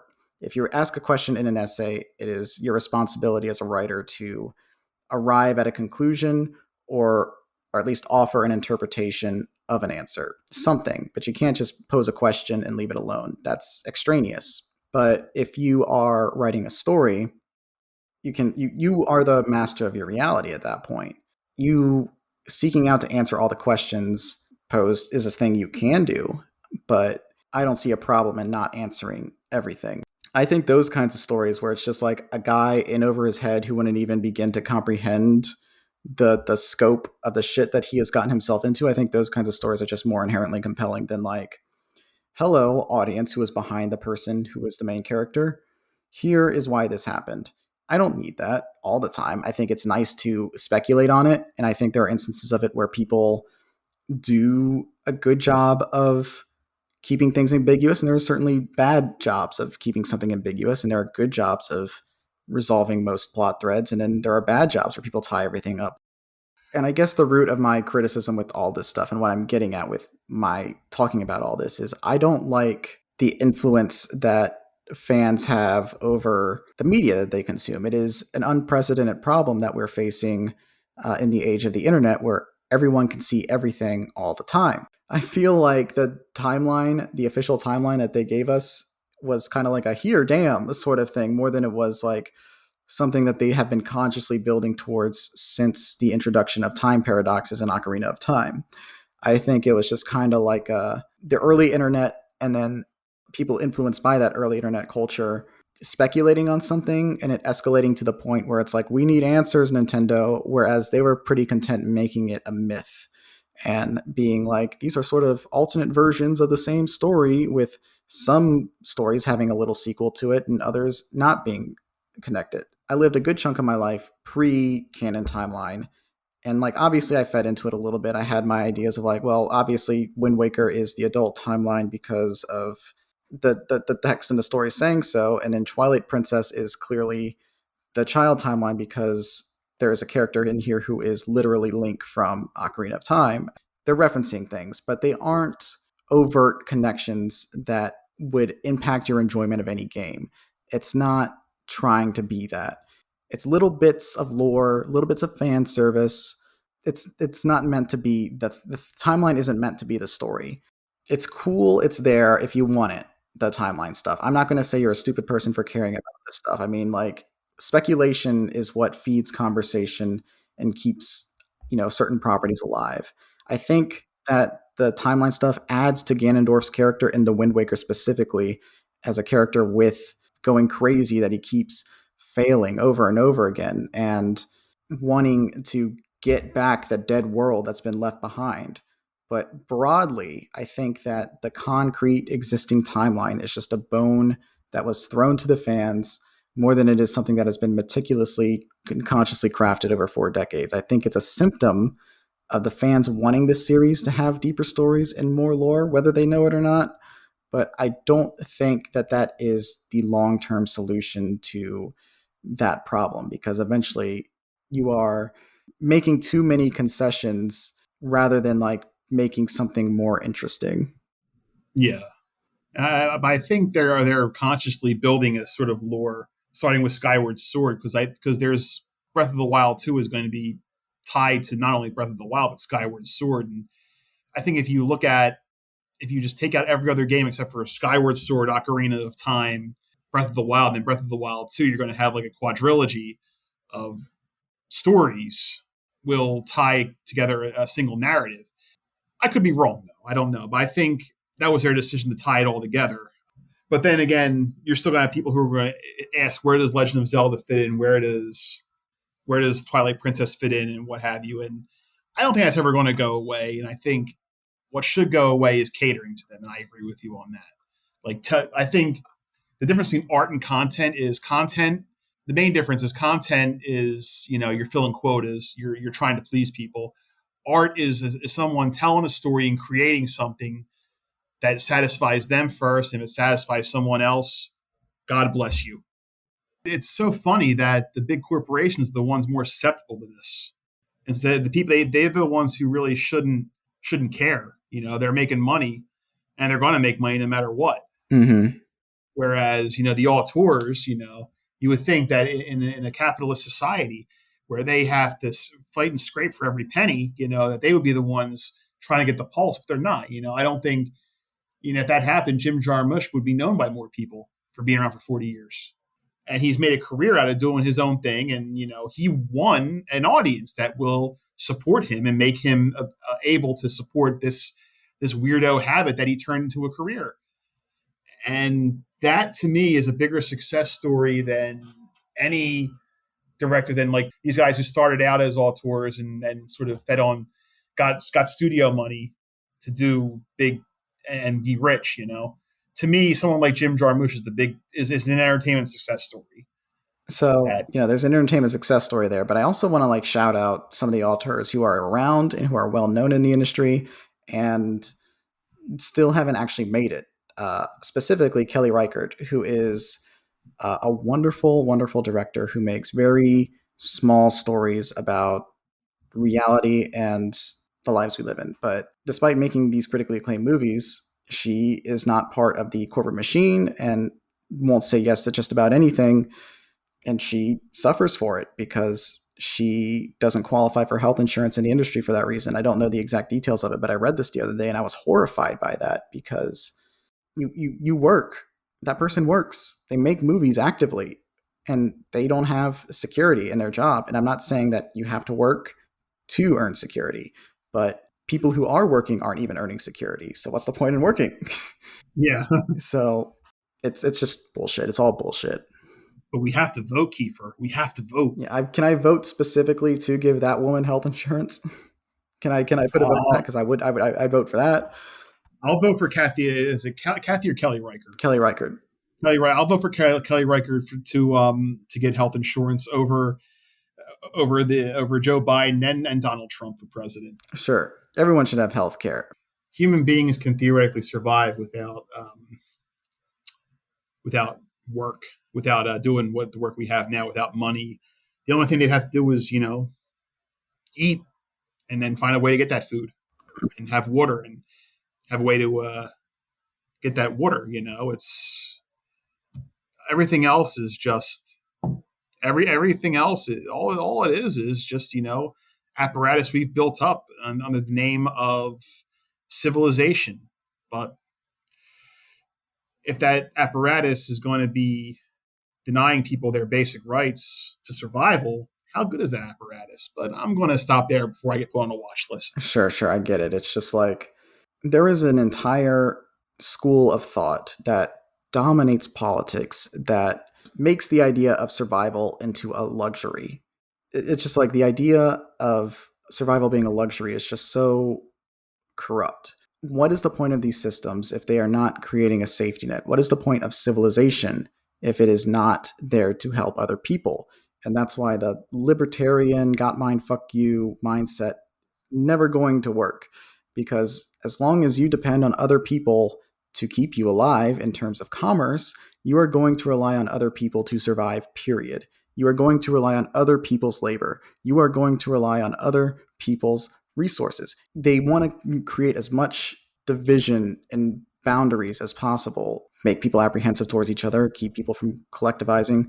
Oh God, we're going to be on the list, aren't we? Anyway, we talked about apocalyptic video games, and now here we are talking about how we are marching towards that doomsday practically voluntarily. We are marching towards Legend of Zelda 1. Yeah. Where people live in caves and old men have fires, and then grotesque bulldog creatures hoard money. You don't understand what anybody is saying. You can only do a forward thrusting motion for combat.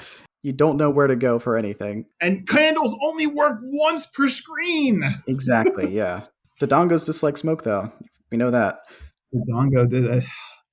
Before we just completely go off the deep end thinking about society for too long, let's go back to why we're here in the first place and talk a little bit about Zelda and your experience with it. Clearly we have a lot of thoughts about it because we've been talking for over 3 hours now.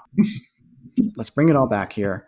This is a series that you enjoy, and this is a particular specific game that means a lot to you.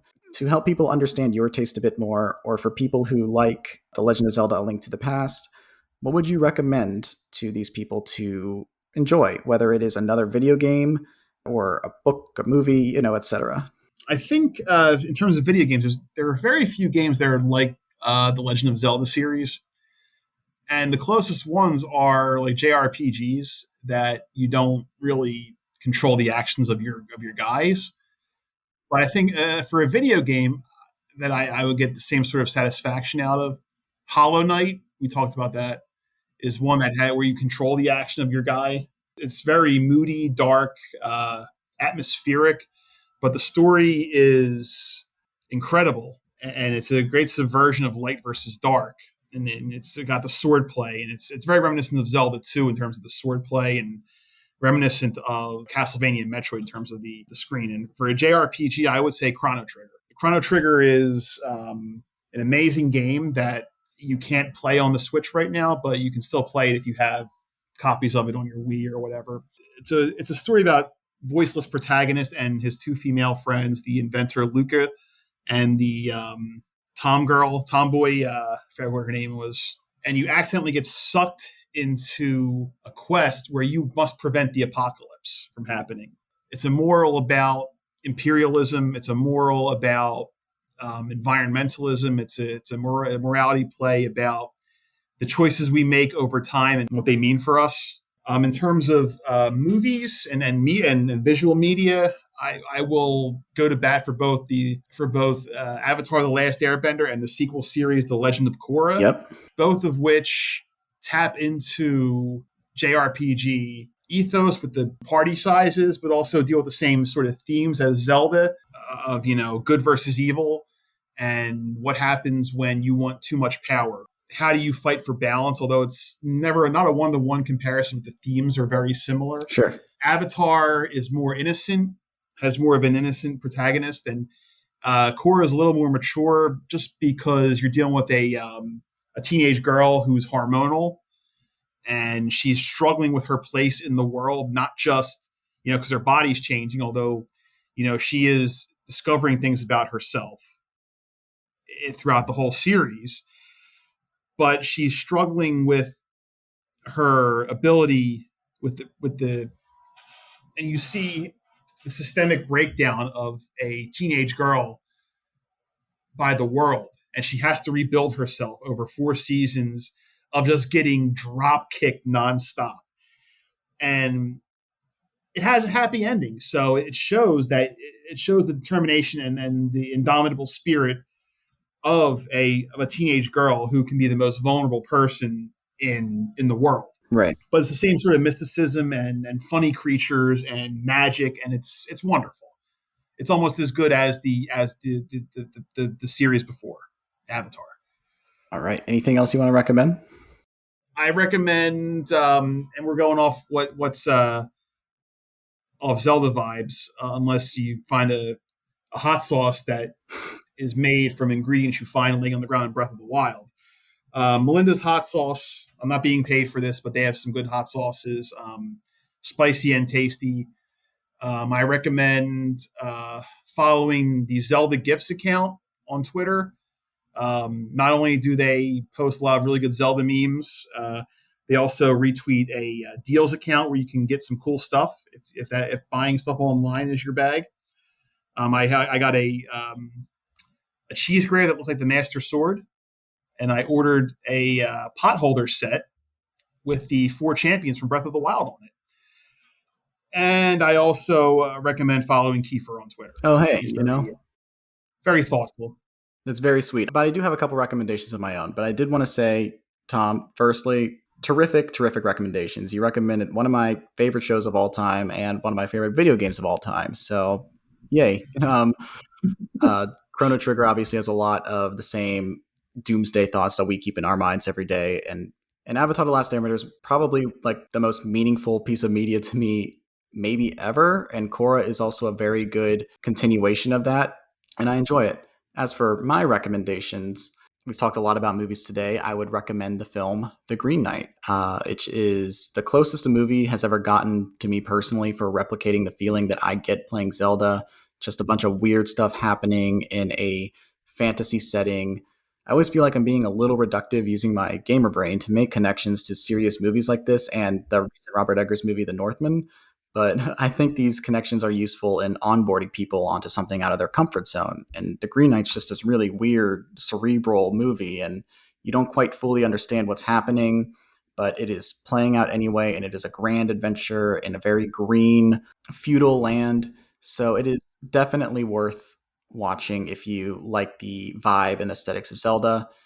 As for video games, Cadence of Hyrule is a great spin-off game in the style of the Crypt of the Necrodancer video game. It is a rhythm game where you move and fight to the beat of the music of the Zelda series, and it's a great marriage of rhythm gameplay with the aesthetic and music of Zelda. I shout this one out specifically for A Link to the Past because it is drawing off of those aesthetics, and the overworld is deliberately evocative of A Link to the Past specifically. If I'm going to give a recommendation to something that isn't Zelda related, because that feels like cheating, Hyper Light Drifter is another video game I'd recommend.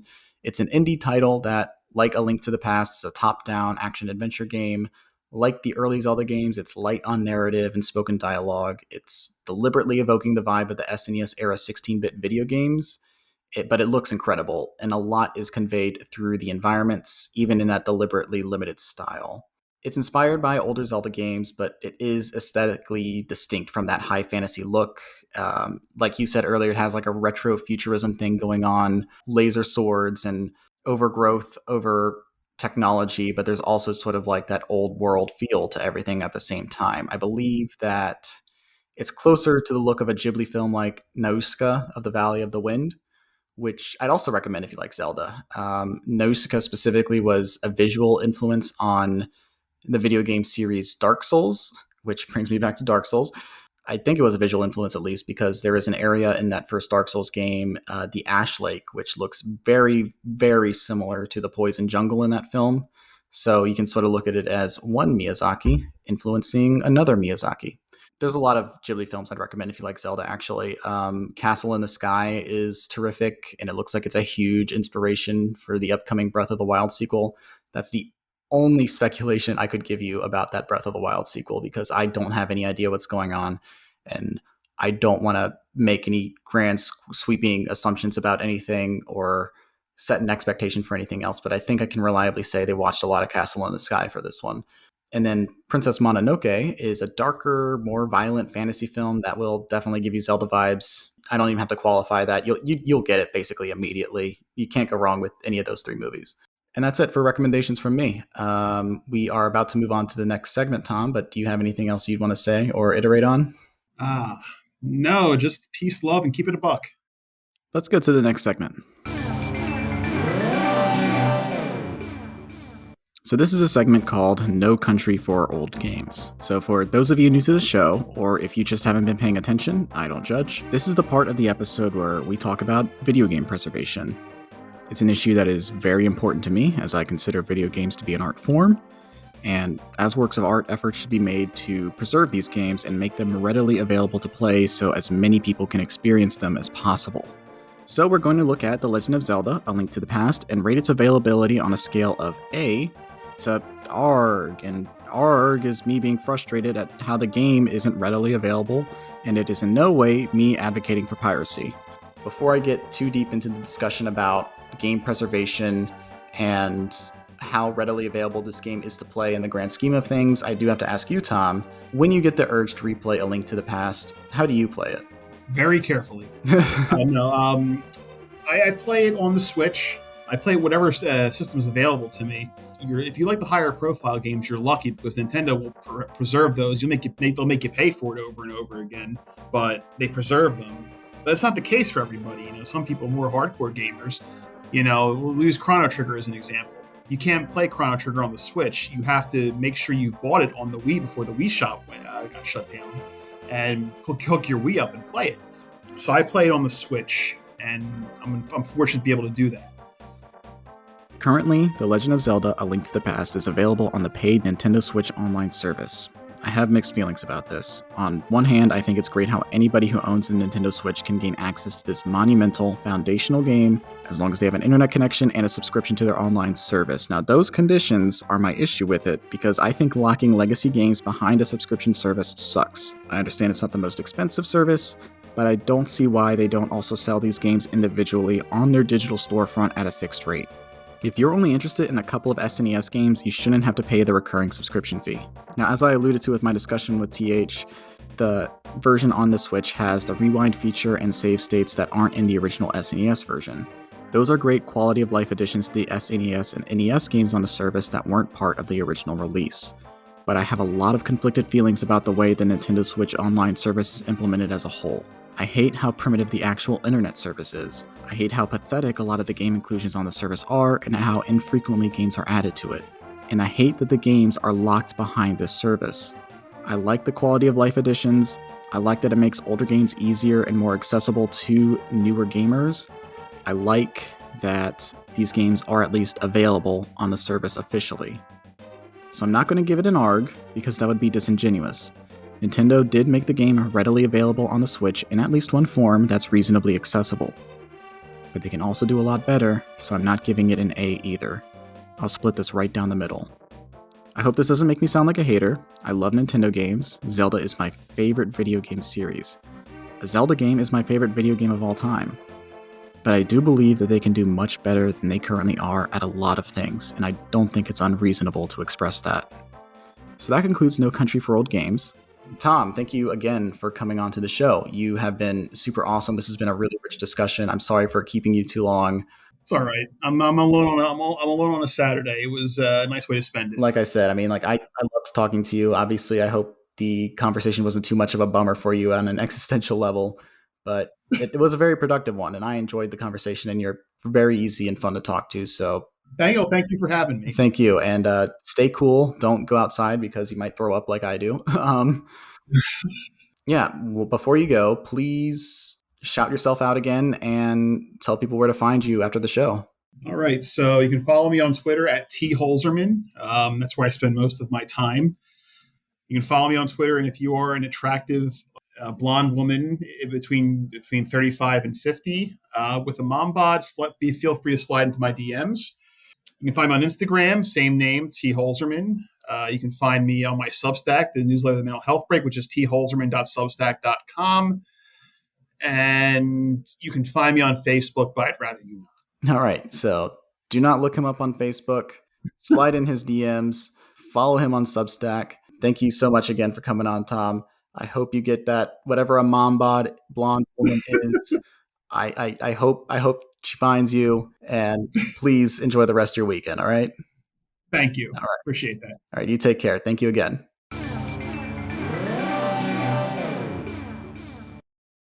Welcome back to Select and Start. So TH had to go. This episode ran a little long and he had to go make dinner. So it's just two of us now. How are you doing? Before I end the episode, I did want to try out this new segment I'm doing. I didn't want to just reduce the discussion of the game to just TH and I. This game means a lot to other people as well. So before I recorded this episode, I put out a tweet asking people to share their thoughts on A Link to the Past, and I said I would read them on the show. So I've got a few here today. So starting off strong in the screen name department is at MPD Queer, aka Weaponized Autism. They said, "This is the first Zelda game I ever played as a kid, and I have super fond memories of my mom helping me with the tough parts. I replay it probably every year, and it still holds up." Yeah, it holds up terrifically for a 30-year-old game. I completely agree with you. That's very sweet. Jordan, aka at JStroud97, said, "My first Zelda game, and one of the first games I completely beat. It gave me a sense of adventure that, in my opinion, is rarely matched in gaming. Huge variety in gameplay and music that has been on repeat in my head ever since first playing it." Yeah, it's a great starter Zelda game. I completely agree with that. So much of the iconic music is established in this game. The gameplay tropes are all there. Terrific stuff. Connor, aka at CD Beaton, said, "Probably the most influential Zelda title bar none. This is Zelda in its purest form, and I love it to bits." Me too. At Matt_T, aka the Chillwave Enjoyer, he's a friend of the pod. He's in our gaming group chat with TH and I. He said, "The best Zelda. Yes, better than Breath of the Wild." I disagree. I don't think it's the best Zelda game. It's great.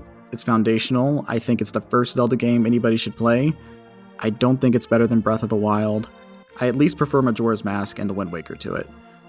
And for nostalgic reasons, I'm probably going to give it to Ocarina of Time over A Link to the Past 2. And I do think Breath of the Wild is also better than A Link to the Past. But that's just me. If you want to fight me on it, fight me on it. But what are you going to do? I'm invisible. You can't hit me. Unleashed Bimblar, aka at Reincarnate, said, "I've started this game maybe 2 or 3 times and never gotten past the first temple. I recognize its influence, and I love its spiritual successor, The Link Between Worlds, but it just doesn't instantly grab me like a lot of the other Zeldas I've played first." Yeah, it's weird that we never got to talk about A Link Between Worlds now that I think about it. It's not my favorite Zelda game, but it's still a great game to me. I'm sorry it wasn't your thing, but I definitely recommend sticking with it because it's a relatively short game, it won't take too much of your time, and it does definitely improve as you get to the Dark World. I do agree with the sentiment that this might be a bit harder to love if your on-ramp to the series is the 3D games like it was for me. A Link Between Worlds is an awesome game, so I'm glad you at least got to enjoy a form of A Link to the Past, even if you don't enjoy the original game. One last review before we go. This is from my buddy Paul, aka at PZ Vibes. He said, "The pinnacle of 2D game design, the best utilization of the SNES's unique graphical features. Personally, I'll never forget the awe I felt when going to the Dark World for the first time. Absolutely mind-melting that they fit essentially 2 worlds of that size onto an SNES cartridge." I agree. Alright, so that's the end of that segment. If you're interested in having your tweets read on the show, give the show a follow on Twitter at SelectPodStart and leave a comment with your thoughts, and I might read it on the show. Maybe you also have a recommendation based on the games we've discussed or based on how we've described our taste, and you're happy to submit that as well. I don't want us to just shout movies and video games at each other and have that be the end of the discussion. You're more than welcome to pitch in as well. All right. Thank you so much for listening to this episode of Select and Start. Once again, I'm your host, editor, and promoter, Keifer. If you enjoyed this episode, please leave a positive review wherever you're listening to this podcast. Engagement helps the show, and your feedback will improve it. If you want to get more engaged, like I said, you can follow the show on Twitter at SelectPodStart, and you can follow me on Twitter on my personal page at DannyVegito. If you have thoughts about A Link to the Past or any other game we've discussed so far, please send a DM or leave a comment and I will gladly read it on the show. The art for the show is made by my best friend Avry Ott. You can follow him on social media with the handle @AvryRobinOtt. That's AVRY Robin OTT. You can check out the links in the description for his work as well as TH's. Alright, I think that's it. It's a secret to everybody.